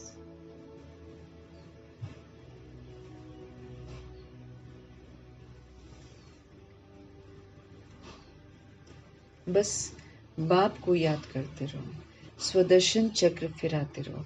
इतना याद किया तो भी स्वर्ग में जरूर आएंगे। स्वर्ग में ऊंच मर्तबा तो पुरुषार्थ के अनुसार ही मिलेगा। प्रजा बनानी पड़े, नहीं तो राजाई किस पर करेंगे। जो बहुत मेहनत करते हैं ऊंच मर्तबा भी तो वही पाएंगे ना। जो बहुत मेहनत करते हैं ऊंच मर्तबा वही पाएंगे। ऊंच मर्तबे के लिए ही कितना माथा मारते हो। पुरुषार्थ बिगड़ तो कोई रह नहीं सकता, तुम बच्चे जानते हो। ऊंच ते ऊंच पतित पावन बाप है। मनुष्य महिमा भल गाते हैं परंतु अर्थ नहीं समझते। ऊंच ते ऊंच पतित पावन बाप है, ये वाली महिमा जरूर कर रहे हैं मनुष्य, लेकिन अर्थ नहीं समझते कि वो कैसे पतित पावन है। कोई ये समझता नहीं कि हम पतित हैं। भारत एक समय में कितना साहूकार था।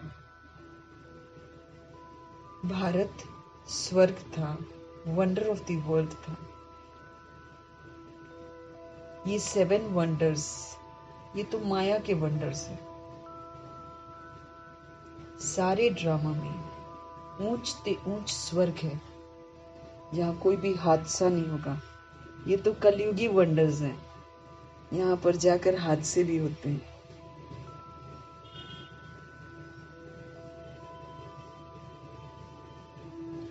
तो भारत कितना साहूकार था। भारत है स्वर्ग, वंडर ऑफ द वर्ल्ड। ये 7 वंडर्स तो माया के वंडर्स हैं कलयुग में। सारे ड्रामा में ऊंच ते ऊंच है स्वर्ग, नीचे ते नीच है नरक। अभी तुम बाप के पास आए हो, जानते हो मीठा बाबा इतना ऊंच ते ऊंच हमको ले जाते हैं, उनको कौन भूलेंगे। बल कहाँ भी बाहर जाओ, सिर्फ एक बात याद रखो, बाप को याद करो। अब तो वैसे ही बाहर जाओ तो बाबा की याद में ही रहो, क्योंकि पाप कर्म नहीं करना है और कहीं भी टकराव में नहीं आना है और सेफ रहना है। तो बाबा सदा याद रहना चाहिए। तो फिर कुछ हो भी जाएगा, अगर याद में रहेंगे तो फिर दुर्गति तो नहीं होगी ना। इसलिए याद में रहना अपना बहुत जरूरी है। अचानक के दौर चल रहे हैं, अचानक कुछ होगा, इसीलिए कहीं भी रहते हुए हम बाबा की यादों में रहें बस, और किसी की बातें नहीं करें हम, है ना। नहीं तो फिर उसी समय शरीर छूटा तो फिर दुर्गति हो जाएगी।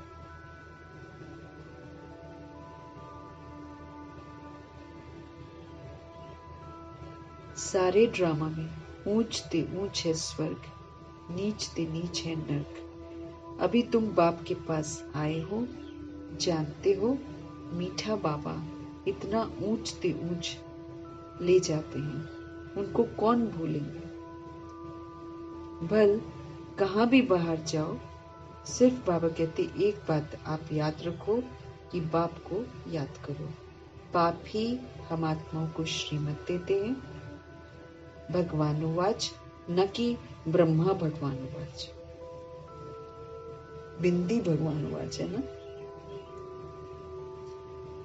बेहद का बाप बच्चों से पूछते हैं, सभी आत्माओं के पिता है ना, तो हम आत्माओं से पूछते हैं, बच्चे तुम हमको इतना हम तुमको इतना साहूकार बना कर गए, फिर तुम्हारी दुर्गति कैसे हुई।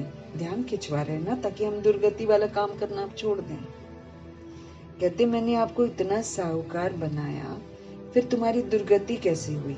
परंतु सुनते ऐसे हैं जैसे कुछ भी समझते नहीं। मुरली को ध्यान से समझना है। जब तक हम ध्यान से समझेंगे नहीं तो फिर हम तो गलत काम करते ही रह जाएंगे। और फिर बाद में पता चलेगा अरे ये तो करना ही नहीं था। तो बहुत सारे लोग हैं जो स्वदर्शन चक्रधारी क्या होता है नहीं समझते हैं, मतलब बातें नहीं समझते, बस सुन लेते हैं, अच्छी मुरली है ऐसा बोलते हैं और चले जाते हैं, इसलिए वो परिवर्तन नहीं करते हैं। तो बाबा हमको समझा रहे हैं एक बात, वो हमसे पूछते हैं कि मैंने तुम्हें इतना साहूकार बनाया था, फिर तुम्हारी दुर्गति कैसे हुई है? परंतु सुनते ऐसे हैं जैसे कुछ भी समझते हुए। तो बच्चों को थोड़ी तकलीफ होती है, दुख सुख स्तुति निंदा भी सहन करना पड़ता है। यहाँ के मनुष्य देखो कैसे हैं, प्राइम मिनिस्टर को भी पत्थर मारने में देरी थोड़ी करते हैं। कहते हैं स्कूल के बच्चों का न्यू ब्लड है, ऐसे बोलते हैं, इसलिए मार धाड़ करते हैं। न्यू ब्लड मतलब मारो धाड़ ऐसे करते हैं। बहुत हैं जो यूथ है आजकल ना, यूथ वाला एक ग्रुप बना हुआ है, कॉलेजों में भी यूथ वाला एक ग्रुप बना हुआ है। वो तो एकदम ऐसे गाड़ियां चलाते हैं जैसे उन्हीं की जमीन उन्हीं का सड़क है, तुम बच लो, वो तो नहीं देखेंगे कि तुम बच रहे हो कि क्या कर रहे हो। वो हिंसात्मक बने हुए हैं। और फिर क्या क्या कह देते, न्यू ब्लड है। बहुत महिमा करते हैं उनकी, समझते हैं ये फ्यूचर का न्यू ब्लड है। अब इतना हिंसात्मक यूथ खड़ा हो रहा है, ये क्या भविष्य बनाएगा? इनको तो राज्य सत्ता भी पालती है ना, सपोर्ट करती है। तो यहाँ के मनुष्य देखो कैसे हैं, प्राइम मिनिस्टर को भी पत्थर मारने में देरी नहीं करते। कहते हैं स्कूल के बच्चों का न्यू ब्लड है, बहुत महिमा करते हैं न्यू ब्लड की, समझते हैं ये फ्यूचर का न्यू ब्लड है, परंतु वही स्टूडेंट दुख देने वाले निकल पड़ते हैं, कॉलेजों को आग लगा देते हैं, एक दो को गाली देते रहते हैं, फिर मारने की भी प्लान बना लेते हैं मिलकर किसी को षड्यंत्र से बुलाकर मार भी देते हैं।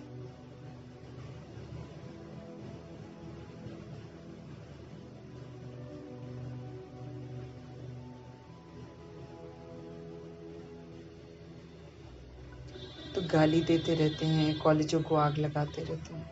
बाप समझाते हैं दुनिया का क्या हाल है, ड्रामा का एक्टर होकर भी ड्रामा के आदि मध्य अंत और मुख्य एक्टर्स आदि को नहीं जानते हैं, तो फिर उन्हें क्या कहेंगे जो जानते ही नहीं।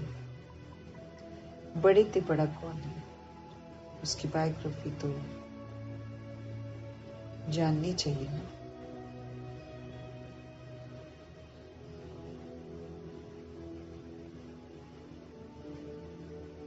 तो अंत और मुख्य एक्टर्स आदि को नहीं जानते तो उन्हें क्या कहें, बड़े ते बड़ा कौन है,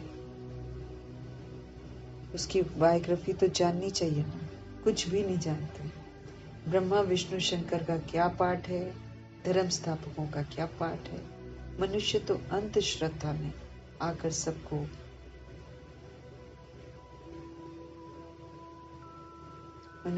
अंधश्रद्धा में आकर सबको प्रिसेप्टर कह देते हैं। गुरु तो वो जो सदगति करता है, गुरु वो जो सदगति करता है। अब सर्व का सदगति दाता तो एक ही परम पिता परमात्मा है, वो परम गुरु भी है, फिर नॉलेज भी देते हैं।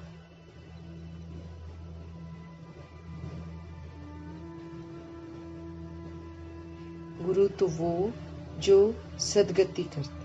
अंधश्रद्धा तो दुनिया में बहुत है, सभी को वो लोग तो गुरु कह देते हैं।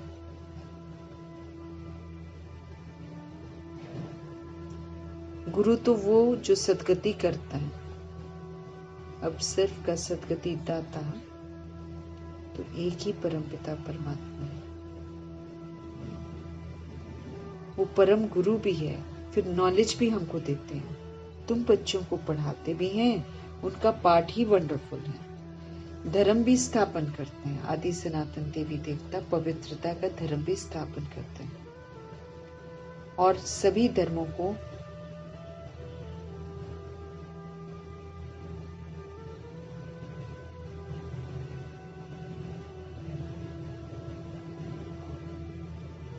तो धर्म भी स्थापन करते हैं और सभी धर्मों को क्लास भी करते हैं, और तो सिर्फ धर्म स्थापन करते हैं।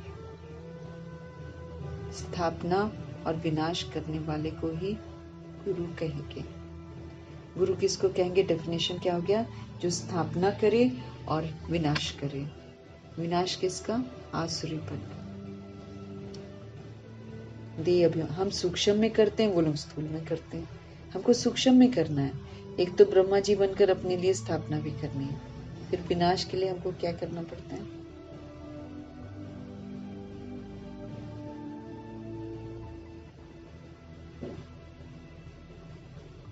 बाबा कहते हैं कि जो स्थापना करते हैं और विनाश करते हैं, वो उनको गुरु कहेंगे। हमको ध्यान रखना है, बाबा हिंसात्मक विनाश नहीं करते हैं, लेकिन हम आत्माओं के अंदर जो हिंसाएं हैं उसको विनाश करने की समझ देते हैं। आसुरीपन को खत्म करते हैं, देह अभिमान को खत्म करते हैं।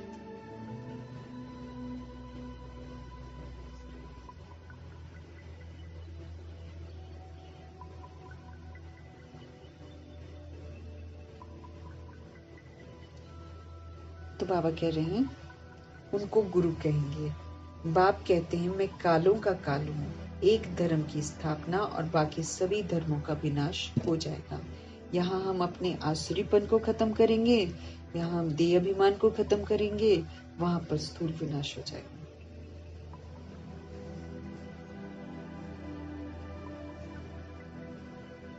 बाप कहते हैं मैं कालों का काल हूँ,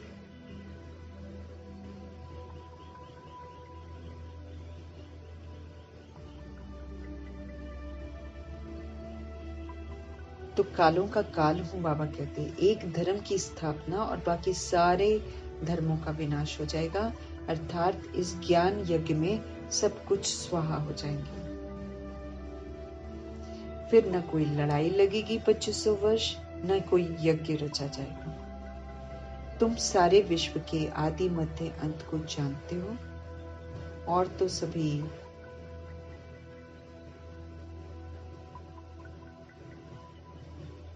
तुम सारे विश्व के आदि मध्य अंत को अब जानते हो, और तो सभी नीति नीति कहते कि हमको कुछ नहीं मालूम, हमको कुछ नहीं मालूम। तुम ऐसे थोड़ी कहेंगे, बाप बिगर और कोई समझा ही नहीं सकता। तो तुम बच्चों को बड़ी खुशी होनी चाहिए, परंतु माया का जो सामना है ना, वो ऐसा होता है जो याद ही मिटा देता है।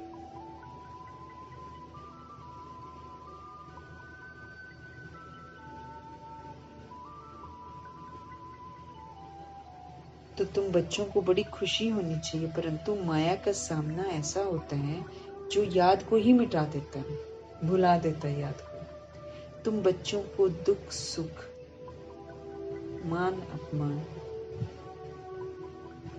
सहन करना है। यूं तो यहाँ कोई अपमान किया नहीं जाता है, आबू में तो नहीं किया जाता ना। यूं तो यहाँ पर बाबा कहते अपमान किया नहीं जाता है। अगर कोई भी बात अगर ऐसी वैसी होती है तो बाबा कहते हैं कि बाप को रिपोर्ट करना चाहिए।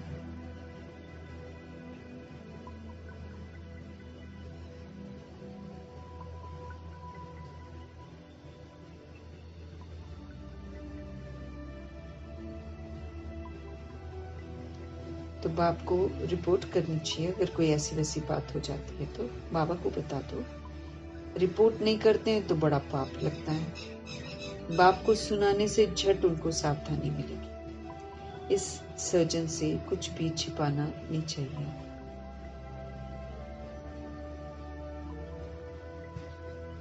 बड़ा भारी सर्जन है शिव बाबा, तो बाप को सुनाने से झट सावधानी मिलेगी। इस सर्जन से छिपाना नहीं चाहिए। बड़ा भारी सर्जन है। ज्ञान इंजेक्शन, इनको अंजन भी कहते हैं ना, अंजन भी कहते हैं।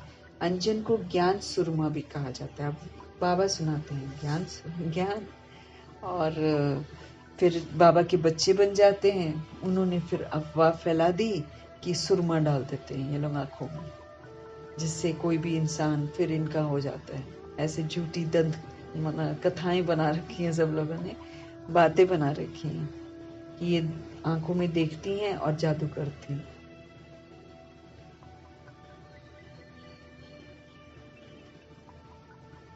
तो ज्ञान अंजन मीन्स ज्ञान का इंजेक्शन।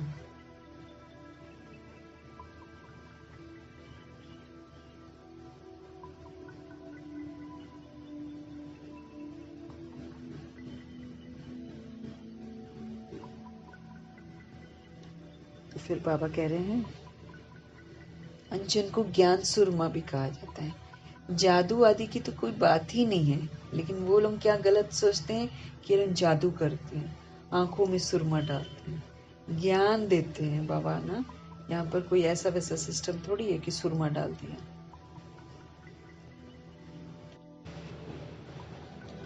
तो अंजन को ज्ञान सुरमा भी कहा जाता है। जादू आदि की तो बात ही नहीं है। बाप कहते हैं मैं आया हूँ तुमको पतित से पावन होने की युक्ति बताता हूँ। ये भी नहीं कि बाबा कोई जादू से मुझे बना देंगे पावन, नहीं। हम पतित बने हैं कर्मों से, सोच से, बोल से।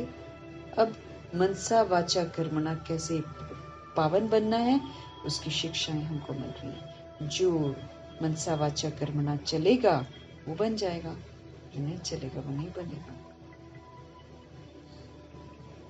जादू आदि की बाबा कहते हैं यहाँ कोई बात ही नहीं है। बाप कहते हैं मैं आया हूँ तुमको पतित से पावन होने की युक्ति बताता हूँ। पवित्र नहीं बनेंगे तो फिर हम धारणा भी नहीं कर सकेंगे। इसी काम के कारण ही फिर पाप होते हैं, काम विकार के कारण। इन पर जीत पानी है, किसी भी तरीके की कामनाएं नहीं रखनी है।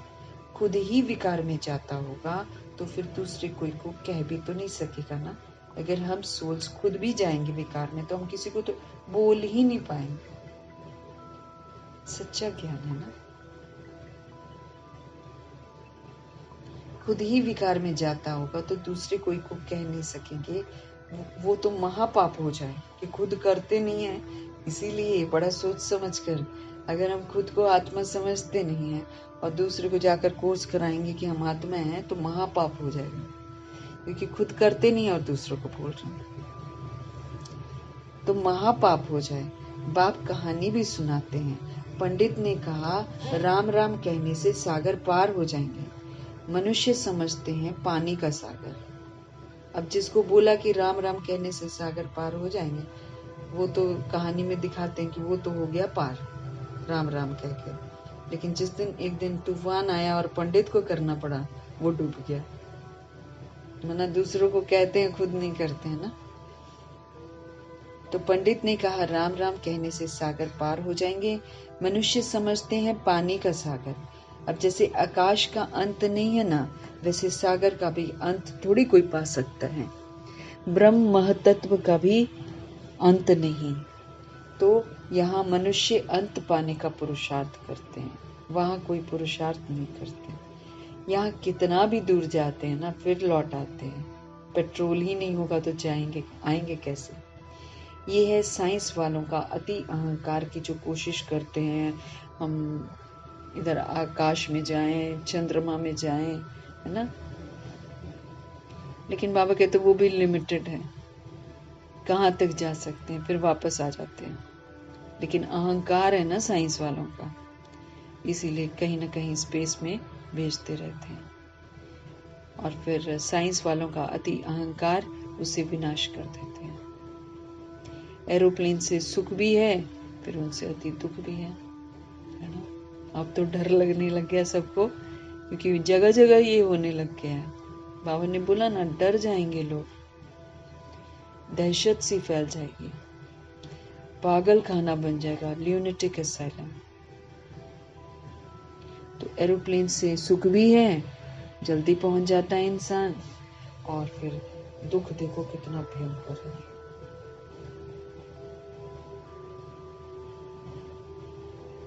बचता नहीं है कोई भी इसमें। अब इसमें तो पता नहीं है कैसे बच गया है, खुदा जाने। और उतना ज्यादा जख्मी भी वो नहीं हुआ है।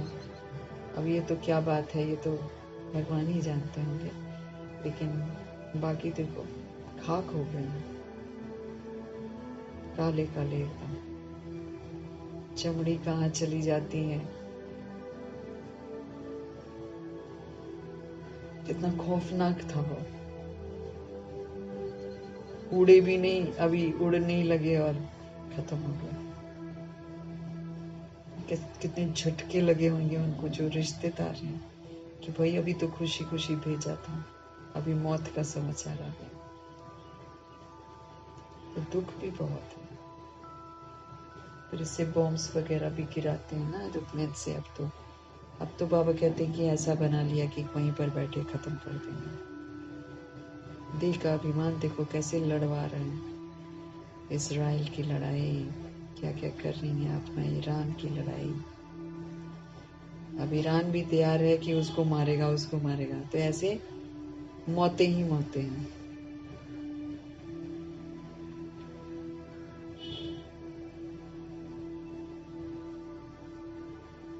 तो एरोप्लेन से सुख भी है बाबा कहते हैं, फिर उनसे अति दुख भी है। अच्छा, मीठे मीठे सिखिलते बच्चों प्रति मात पिता बाप दादा का याद प्यार और गुड मॉर्निंग।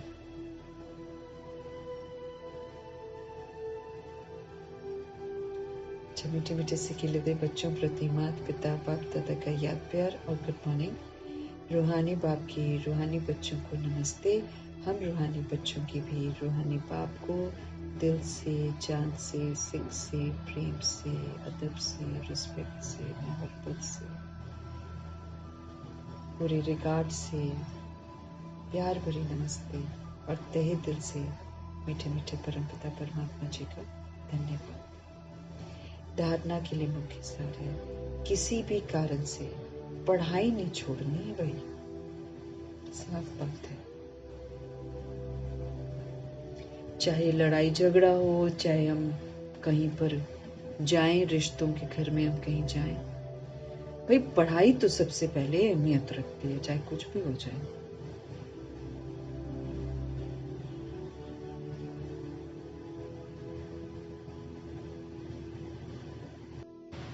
अगर कोई हमारे घर आता भी है, अपना पढ़ाई का टाइम एकदम फिक्स रखना है। भाई आप थोड़ी देर बैठिए, हम अपना, ये हमारे योग का टाइम है, ये हमारे पढ़ाई का बेला है, उसके बाद हम आपसे मिलते हैं। कोई फोन आ जाए छोड़ दो, नहीं तो कहीं तो फोन पे लग जाते हैं। कईयों की फितरत है, फोन पढ़ रहे हैं ना, फोन आ गया ना, बस पढ़ाई वहीं छूटी, फोन पहले उठाएंगे सबसे पहले। नहीं, बाबा कहते हैं ना, जो सेकंड नंबर पे रखता है बाबा को, वो फिर सेकंड ही आता है, फर्स्ट में नहीं आता है।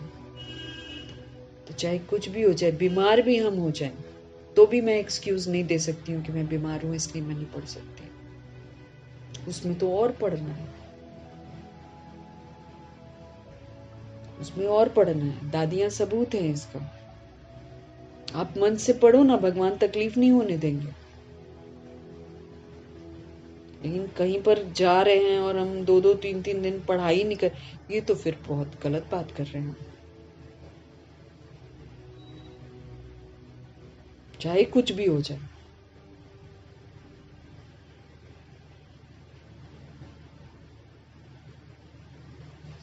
किसी भी कारण से पढ़ाई कभी नहीं छोड़नी है, सबसे पहले पढ़ाई, दुनिया की सारी बातें बाद में। सजाएं बहुत कड़ी हैं, फिर देखो बाबा मदद नहीं करेंगे ना, कल को फिर हम बोलेंगे कि भगवान मेरी रक्षा नहीं करते हैं, मुझे तकलीफ होती है। भाई हम अपने आप को अंदर से देख भी तो लेना, कितना हम अपने आप को आत्मा समझकर परमात्मा की यादों में रहते हैं। मम्मा बोल रही थी ना, सोने से पहले 15 मिनट बैठो अपने साथ और देखो सारे दिन में कैसे मैंने समय बिताया। अब हमको कहा गया कि सेकंड सेकंड में कमाई है, 1 सेकंड में पद्मों की कमाई है। अब हम देख सकते हैं कि हम कितने सेकंड कैसे बिताते हैं। फिर हम भगवान से शिकायत करते हैं।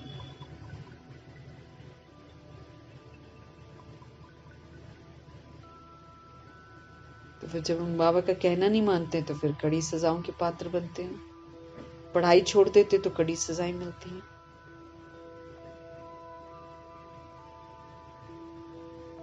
सजाएं बहुत कड़ी हैं, उनसे बचने के लिए और सब संग तोड़ एक बाप को याद करना। बुद्धि से तो भैया सब संग तोड़ना है, याद तो किसी को भी नहीं करना।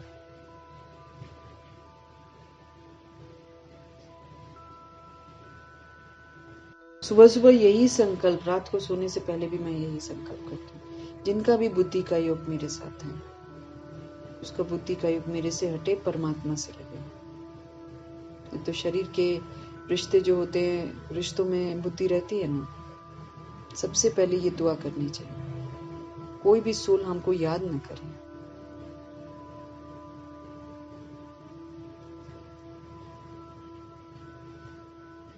बुद्धि से सब संग तोड़ देना है अब हम लोग को, एक बाबा के संग रहना, ताकि मेरे को हर समय बाबा याद आए। हर घड़ी हमारी अंतिम घड़ी है, हम कोई फिक्स थोड़ी है कि हम इतने समय बाद ही शरीर छोड़ेंगे। कोई भी समय हम शरीर छोड़ सकते हैं। तो याद में रहेंगे तो सही रहेगा, याद में नहीं रहेंगे तो हम दुर्गति में चले जाएंगे। क्योंकि अंत समय जो स्त्री सिमरे बलबल योनि वैश्य भागी। बच्चे याद कर रहे हैं तो सूकर की योनि में जाते हैं। सूकर की योनि में तो जाते नहीं है, मतलब ऐसा तो नहीं कि सुअर बनते हैं, लेकिन उतने ही बच्चे होते, जैसे वो 12-12 बच्चे करते, तो इतने ही बच्चे होते जाएंगे, लेकिन कभी भी सुख किसी का नहीं मिलेगा। ऐसे ऐसे तो हमारे जन्म होंगे फिर आगे चलकर। तो बुद्धि से सब संग तोड़ एक बाप को याद करना है, रूठना नहीं है, प्रभु जी से रूठना नहीं है। ज्ञान इंजेक्शन व अंजन देने वाला एक बाप है। उस अविनाशी सर्जन से कोई बात छिपानी नहीं, जो बात करनी है बाबा से करो, बताओ ना बाबा को अपनी हर बात। रिश्तेदारियों से जाकर हम बात करेंगे तो क्या मिलेगा हमको? दुख बढ़ेगा। बाप से बात करो, दोस्त बनाओ, सखा बनाओ, बच्चा बनाओ। बाप को सुनाने से झट सावधानी हमको मिल जाएगी, तुरंत भगवान जी कहीं ना कहीं से पढ़वा देंगे तुरंत।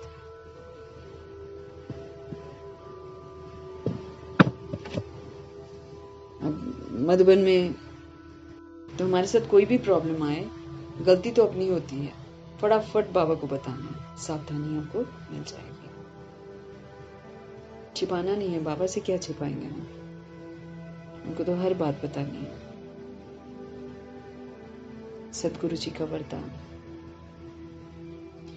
तन की तंदुरुस्ती, मन की खुशी और धन की समृद्धि द्वारा श्रेष्ठ भाग्यवान भव। तन की तंदुरुस्ती, मन की खुशी और धन की समृद्धि के द्वारा श्रेष्ठ भाग्यवान भव। बाबा कह रहे हैं संगम युग पर सदा स्व में स्थित रहने से, स्व में स्थित रहने से मतलब आत्मिक स्थिति में स्थित रहने से, मतलब मैं बॉडी में हूं ना, लेकिन बाबा कहते ना बॉडी से अलग होकर बुद्धि से आत्मा बनकर तुम अपने पाठ को देखो, त्रिकालदर्शी बनकर तुम पाठ को देखो कि दुख आया क्यों है। शरीर के अटैचमेंट के साथ जब हम करते हैं ना, तब हम बोलते हैं मैंने तो कुछ किया नहीं, मेरा क्यों ऐसे हो गया, क्या मैंने गलती करी, ऐसे हम बोलते हैं। क्यों बोलते हैं? क्योंकि हम बॉडी कॉन्शियस होते हैं। लेकिन जब हम अपने को आत्मा समझते हैं और आत्मा समझकर ड्रामा को देखते हैं, अपने पाठ को देखते हैं, तो पता चल जाता है कि मेरे साथ ऐसा क्यों हुआ है। यही बाबा हमको बोलते हैं कि तन के कर्म भोग तो हम सभी के पास आएंगे, रहन सहन, खान पान, विकारी लाइफ, शादी की, बच्चे हुए, सारा रॉन्ग कर्मास, तो कर्म भोग तो हमारे पास आएगा ही आएगा, सभी को आता है। कौन बचता है इससे? जिसने इस जन्म नहीं किया उसने पिछले जन्मों का उसका हिसाब किताब आता है। लेकिन संगम युग पर बाबा कहते हैं सदा स्व में स्थित रहो, यानी कि आत्मा की स्थिति में स्थित रहो सदा। इससे क्या होगा, पावरफुल हो जाएंगे। आत्मिक स्थिति, आत्मा हो, परमात्मा का बच्चा हो, ऊंची स्थिति हो जाएगी। ऊंची स्थिति से दिखाई देगा कि क्यों ये प्रॉब्लम आया मेरे साथ। फिर वो जो ऊंची स्थिति होगी परमात्मा के साथ की स्थिति, तो शक्तिशाली होगी ना। उस शक्ति से फिर ये जो मेरा कर्म भोग है, क्योंकि बाबा की याद में रहेंगे, पावरफुल रहकर, फिर ये जो मेरा कर्म भोग आया है ना, ये सूली से क्या हो जाएगा, कांटा हो जाएगा, थोड़ा हो जाएगा, होगा बड़ा लेकिन थोड़े से निकल जाएगा।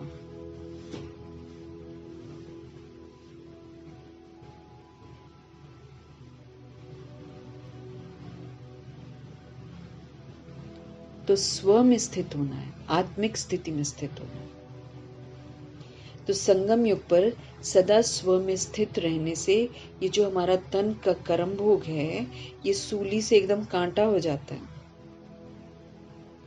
तन का रोग योग में परिवर्तन कर देते हैं। बाबा की याद में रहते ना, होगा तन का रोग लेकिन योग लगा हुआ है, तो तन का रोग योग में परिवर्तन कर देते हो, इसलिए सदा स्वस्थ हो।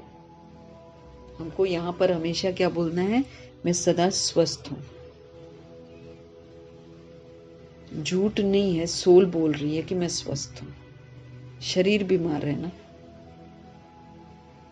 लेकिन सोल सुख स्वरूप है। सोल सदा हेल्दी है, वो तो बीमार पड़ गई है देह अभिमान के कारण। तो बाबा क्या कह रहे हैं हम लोग को कि तन का रोग योग में परिवर्तन कर देते हो। हम लोग योग में रहते हैं तो तन का रोग योग में परिवर्तन कर देते हो, इसलिए सदा ही स्वस्थ हो। अब जो बाबा की याद में रहता है वो तो दुख की अनुभूति करेगा ही नहीं। बाबा बोल रहे हैं ना, सूली से कांटा हो जाएगा।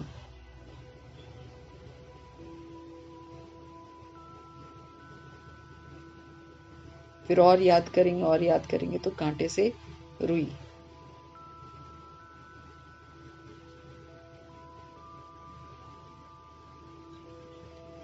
तो बाबा क्या कह रहे हैं, तन का रोग योग में परिवर्तन कर देते हो, बाबा की याद में रहते हो, इसलिए क्या हो जाते हो, सदा स्वस्थ हो। तो क्या बोलना है, मैं सदा स्वस्थ हूं। तन मेरा स्वस्थ है, तन मेरा निरोगी है।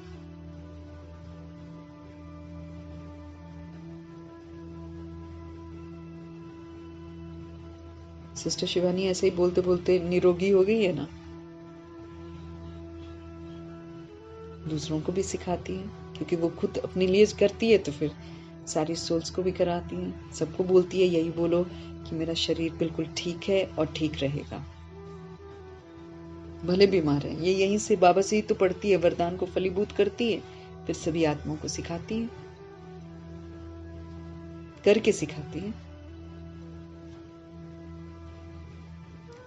तो तन का रोग योग में परिवर्तन कर देते हो। जब योग लगाते हो तन क्या हो जाता है, स्वस्थ। इसलिए सदा स्वस्थ हो संगम युग में। मन मना भव होने के कारण खुशियों की खान से सदा संपन्न हो, इसलिए मन की खुशी भी प्राप्त है। मन प्रभु में लगा हुआ है, इसके कारण खुशियां ही खुशियां होती हैं। जब बाबा के साथ रहते तो बाबा खुश करते हैं हमको। खुशियों की खान से सदा संपन्न हो, इसलिए मन की खुशी भी प्राप्त है।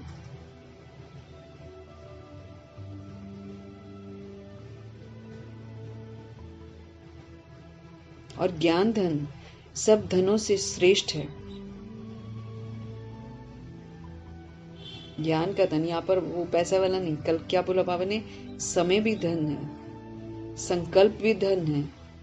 हमारा धन तो ये है ना जिसको सफल करना है,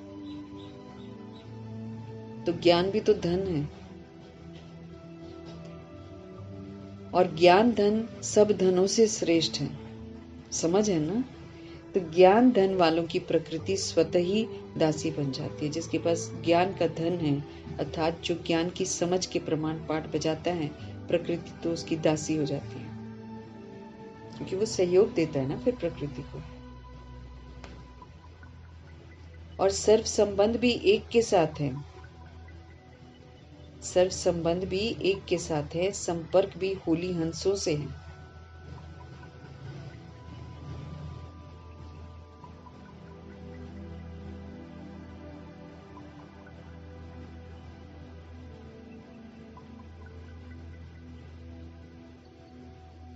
तो सारे संबंध जब एक के साथ है और संपर्क होली हंसों के साथ है, इसलिए श्रेष्ठ भाग्यवान का वरदान तो अपने आप प्राप्त है। इसी से तो फिर हम भाग्यवान बन जाते हैं। हम अपना भाग्य खुद बना रहे हैं ना, तो कमजोर संकल्पों से तो भाग्य खराब होता है। इसलिए शक्तिशाली संकल्प करनी है। बाबा वही तो कह रहे हैं, जो हो रहा है वो हमारे पास्ट के कार्मिक अकाउंट का परिणाम है। ठीक है ना, 63 जन्मों का हिसाब है हमारा। लेकिन अब वो आया है तो हमको आत्मा बनकर इसको देखना है, अर्थात इसके प्रभाव में नहीं आना है। आत्मिक स्थिति में रहना है, परमात्मा की यादों में रहना है और तन से फिर चुकतो करना है। तो तन कैसा हो जाएगा? तंदुरुस्त। तो तन की तंदुरुस्ती, क्योंकि समझ है, जो गलती की है उसको स्वीकार करके चुकतो कर रहे हैं। तो तन की तंदुरुस्ती और मन मनमनाभव हो गया है, मन प्रभु के साथ लगा है। तो मनमनाभव की खुशी और धन की समृद्धि, ज्ञान का धन है, भरपूर है, खूब यूज किया है।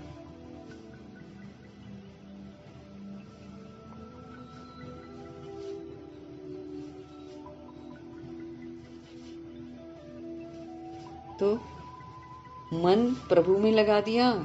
तन के लिए बाबा कहते हैं स्व में स्थित रहने से तन का जो कर्म भोग आता है, अगर वो सूली जितना खतरनाक है तो वो कांटा बन जाता है जब हम आत्मिक स्थिति में स्थित होते हैं, क्योंकि फिर हम परमात्मा के कनेक्शन में हो जाते हैं।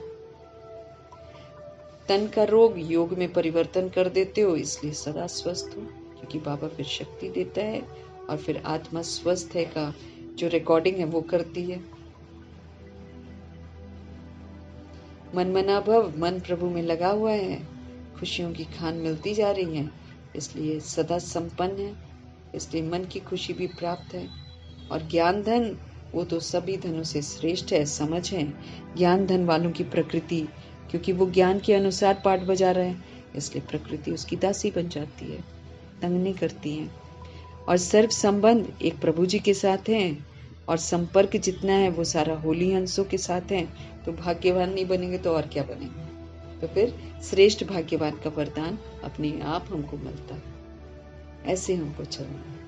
ये नहीं कि हमको कुछ होगा नहीं, होगा, होना है। वो तो हमारा मतलब जो भी है पास्ट का खान पान, रहन सहन, विकारी जिंदगी है ना, वो तो भाई शरीर से ही अब निकलेगा ना, वो तो आएगा ही। लेकिन स्व की स्थिति में स्थित रहकर ब्रह्मा जी और मातेश्वरी जी ने उसको सूली से कांटा बना दिया था। योग में तन के रोग को परिवर्तन कर दिया था, इसलिए सब कुछ होते हुए वो सदा स्वस्थ थे। मन प्रभु में लगा हुआ था, तो मनमना भव होने के कारण खुशियों की खान वो सदा खुश थे। तो मन की खुशी भी प्राप्त है। और ज्ञान धन, जब ज्ञान धन तो सब धनों से श्रेष्ठ है, जब ये हमारे पास है, हम समझ से पाठ बजा रहे हैं, तो प्रकृति स्वतः ही दासी है, सब कुछ प्रोवाइड करती है। और जब सारे संबंध मेरे परमपिता परमात्मा जी के साथ हैं और जो कांटेक्ट है, संपर्क है, वो होली हंसों के साथ है, तो हम भाग्यवान बन गए। श्रेष्ठ भाग्यवान का वरदान स्वतः ही मिल जाता है।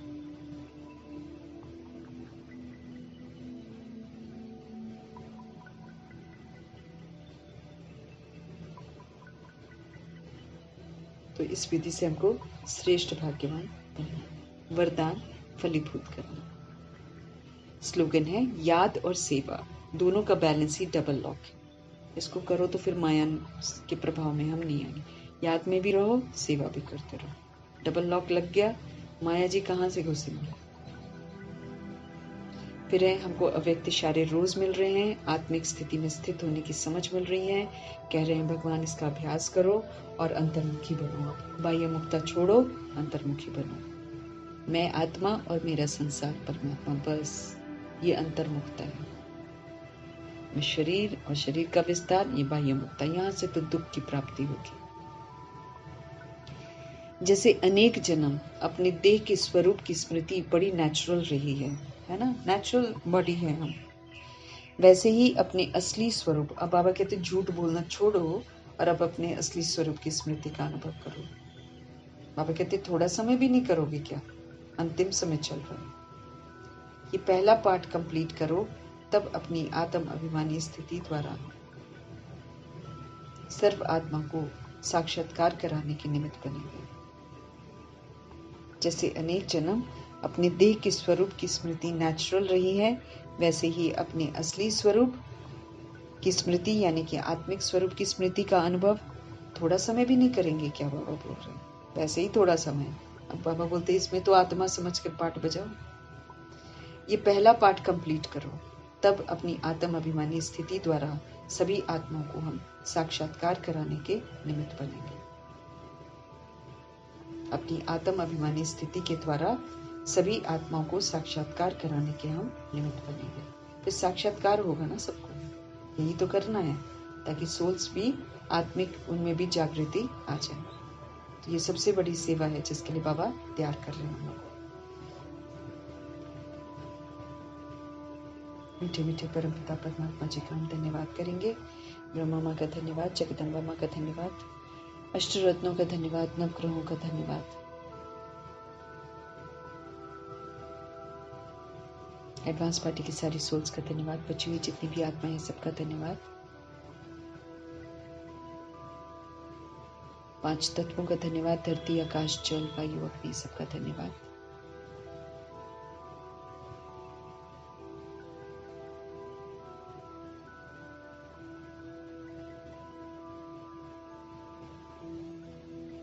ड्रामा, प्रकृति, माया, यमदूत सबका धन्यवाद, करोड़ों की आबादी का धन्यवाद, साधनों का धन्यवाद, साधन बनाने वालों का धन्यवाद, साथ में रहने वाली सोल्स का धन्यवाद, सहयोगी आत्माओं का धन्यवाद, अविनाशी खजानों का धन्यवाद, समय का धन्यवाद, समय का धन्यवाद, पूरे यूनिवर्स का धन्यवाद, शरीर रूपी इंस्ट्रूमेंट का धन्यवाद, और आप सभी सोल्स का धन्यवाद और सृष्टि की मेहमान नवाजी का तहे दिल से धन्यवाद करेंगे। धन्यवाद करते हुए ओम शांति।